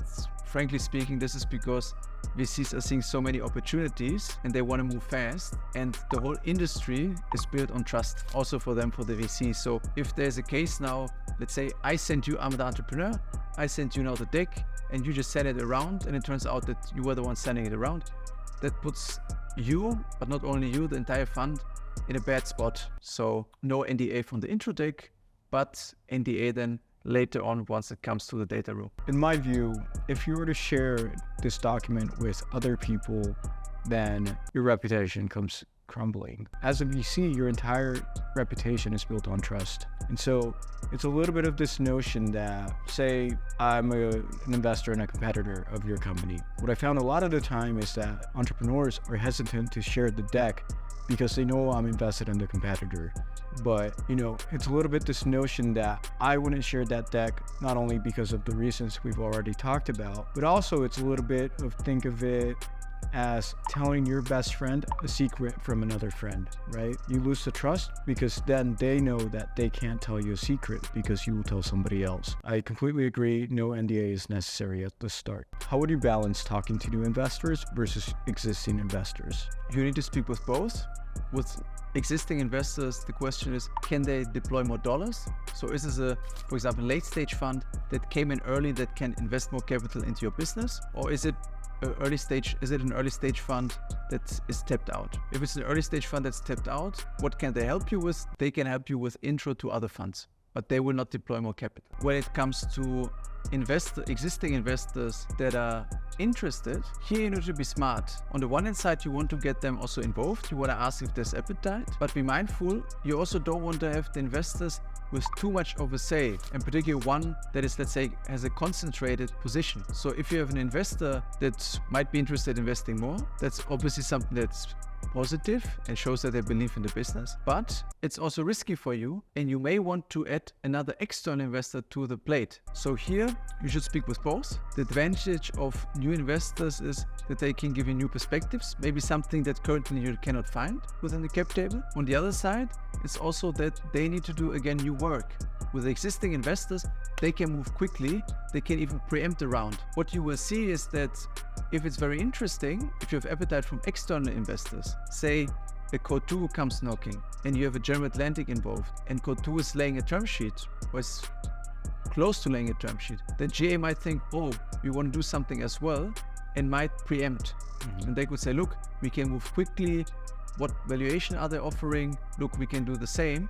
Let's do it with us, and you spare the hassle of a new round. There are pros and cons, and it's a dance that you need to master carefully. I think the framework to think about it is, if you see an investor that already has a meaningful stake in your company, we're talking 20% plus, it's unlikely for them to do more than their pro rata. That is the percentage of the company that they already own, right? So you should expect support from them up until that point. But we find that it's beneficial for most companies to seek an outside investor in each round, right? So if I go off and raise my Series B from SoftBank, maybe I go to an American fund, I go to Code 2, or I go to Tiger to lead my Series C. That way you get a new pile of cash, you get fresh perspectives for your board, and it's all about managing, one, giving a pro rata ownership to your existing investors at least, and also filling the new round with new investors. Did you guys provide all the data that investors typically ask for? Short answer is you don't provide everything. Here, again, you need to be clever, because investors, they always want to get more data.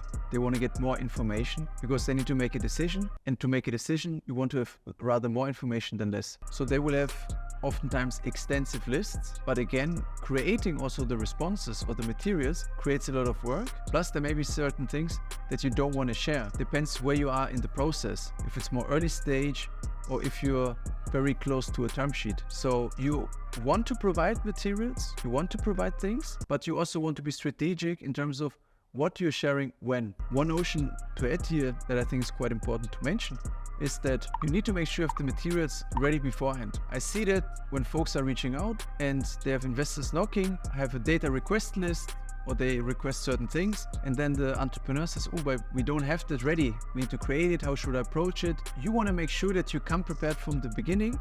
And that's why it's worthwhile to speak with folks that have been going through the process already. So you anticipate what are the questions, what are the materials, because once you do the spiel a couple of times, you already know what are the questions you would expect. And so you can prepare at the beginning of the process, when you kick off the process, and make sure you have your materials ready, and you can then basically just share them with them.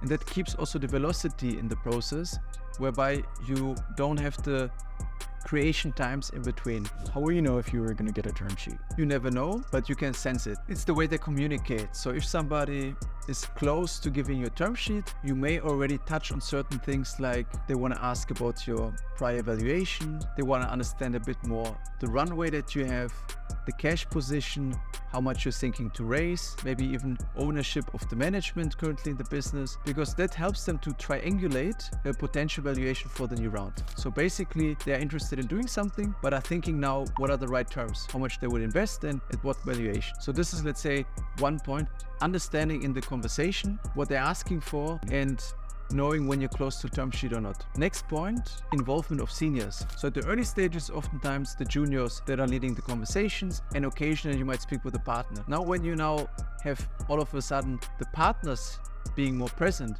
or maybe even pitching to you the business, that's a good sign. So let's say if I have somebody from SoftBank or General Atlantic, all of a sudden now the partners are coming and joining the calls, and they are telling me how they're helping entrepreneurs, how they're helping portfolio companies, etc. I can sense that they're very interested and they want to schmooze to win the business. And then the third point would be office visits. If it's just calls, it's great. Nowadays we're in a digital world, so people also do term sheets. So think of the Tigers, the Cotus, they do everything digitally. They might not have boots on the ground. However, if you're meeting somebody in person, and especially if they make an effort to visit you in person, there's something we'll see where they say, oh, we would love to organize a visit where we can meet in person and discuss a bit more. That's something that's already quite positive. That means they have definitely interest and they are basically in a later stage and they want to do something.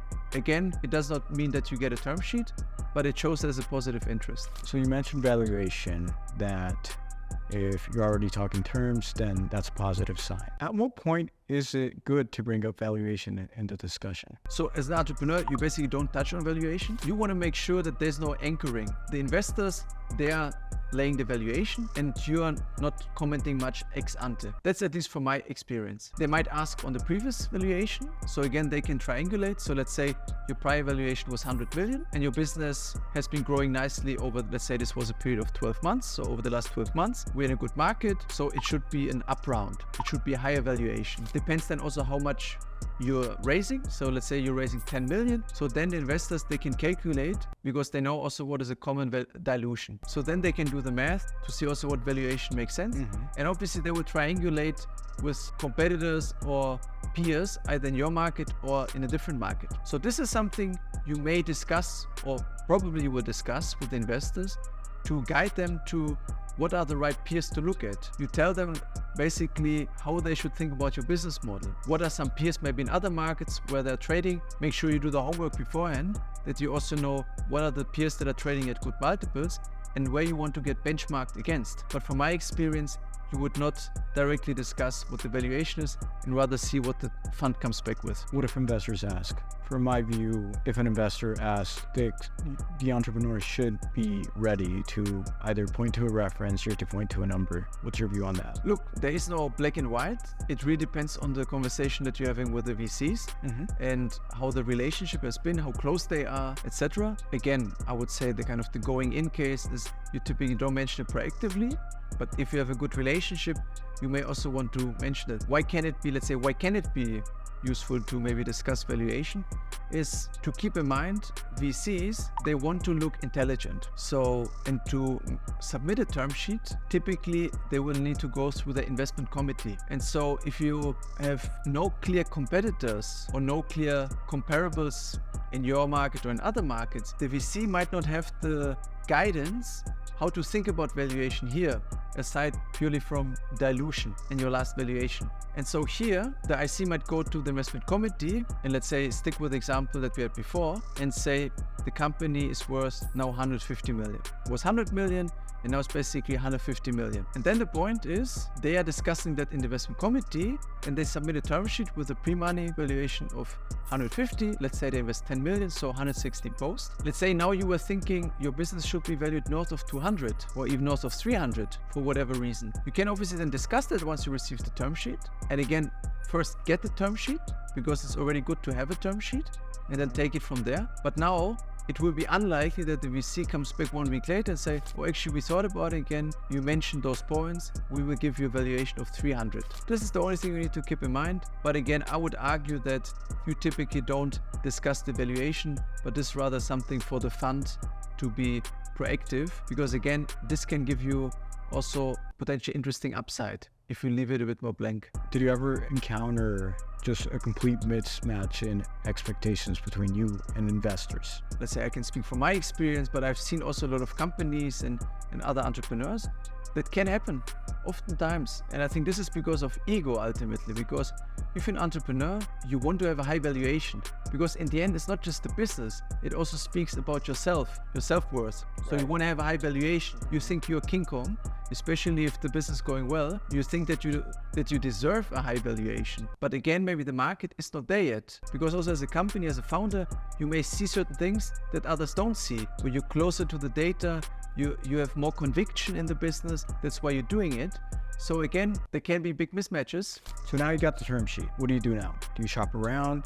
Do you negotiate it a lot? Couple of elements here. Let's go step by step. First of all, shop around means you basically approach other VCs, other investors, see if they're interested. That's something that's definitely recommendable, that you also speak with others, right? This is a very important decision for you, for your life, for your company, and it's a long-term decision that you cannot change. It's not a two-way door, it's a one-way door. Right. And so here, you want to make sure it's the right partner. It's like a marriage. You want to make sure that you see what's out there, not just the first person that you meet you may want to marry. It's good to have some comparison, but on the other side, you also don't want to just speak to everybody out there and see if they're interested, right? So you need to be also clever, or it can also damage the reputation. You want to approach others, you want to see if there's other interest, because it's an important decision, and potentially the fund that submitted the term sheet might not even be your first choice. So maybe this is more to leverage to get your preferred choice. But what's important to do that is that you already have prepared the other ones, because you cannot now come in cold to other investors, say, hey guys, I received the term sheet. Are you guys interested? Because you need to understand that there's a process behind it. It's not just Felipe saying, I want to invest, and they do it. These are oftentimes institutions where there's an investment committee, where there's certain minimum work that they need to do, and hence there's also a certain time period that they need. So what you want to do, and that's why you need to manage the entire process, you want to organize everything so that they're already warmed up, and you can rather use a term sheet to accelerate things. They are bringing now on their side, let's say the new investor that hasn't laid a term sheet yet, they haven't been to investment committee, or they might have it next week, telling them that you received a term sheet that is expiring, where you need to make a decision, can help to increase the velocity. So they might then say, let's go earlier to the investment committee, or let's see if we're interested, how we can get involved in what we can do. Next point is when it comes to negotiation, how do you approach that? It's very rare that you don't negotiate at all. And if you don't negotiate at all, it also tells the VC something. It tells them basically you have no other option and you're desperate. Right. And then it's dangerous, because they can then squeeze you in the diligence, or they have then some leverage. They know that. And that can have certain negative effects when it comes to closing the deal. You always want to push back when the term sheets come, but you want to make sure that you do it also in a clever way. And that's important to have also legal support. Ideally, you already know certain things by listening to the course, that you understand what are the pitfalls, but it's critical to have also legal support that can guide you, because once you have the term sheet, it's basically a done deal, and you don't want to open up boxes afterwards, say, hey, but I was actually thinking I should deserve a higher valuation or this and that. So when it comes to negotiation, make sure that you leave everything clear. Once the term sheet comes, this is your time when you have leverage. In the end, it's all about FOMO, about leverage, about psychology. When you get the term sheet, the leverage is in your court. They have said that they are interested, and now it's for you to manage that. And so when it comes to getting back to them, expect typically a week. You can take a couple of days to get back to them. Make sure to keep them involved. It's fine. Don't now be absent for a month and get back to them. But I would say somewhere between a couple of days to a week, to say, hey guys, thanks for the term sheet, really appreciate it. We want to take that away. Also liaise internally with our investors. Definitely from our side, we're very excited from the management side, but we want to make sure that this is the best deal on the table, especially because we have other investors that are interested. And then you leave it there, and then you will get back to them with a markup to the term sheet. This brings us to the end of the lesson. Thank you for watching, and we'll see you in the next video.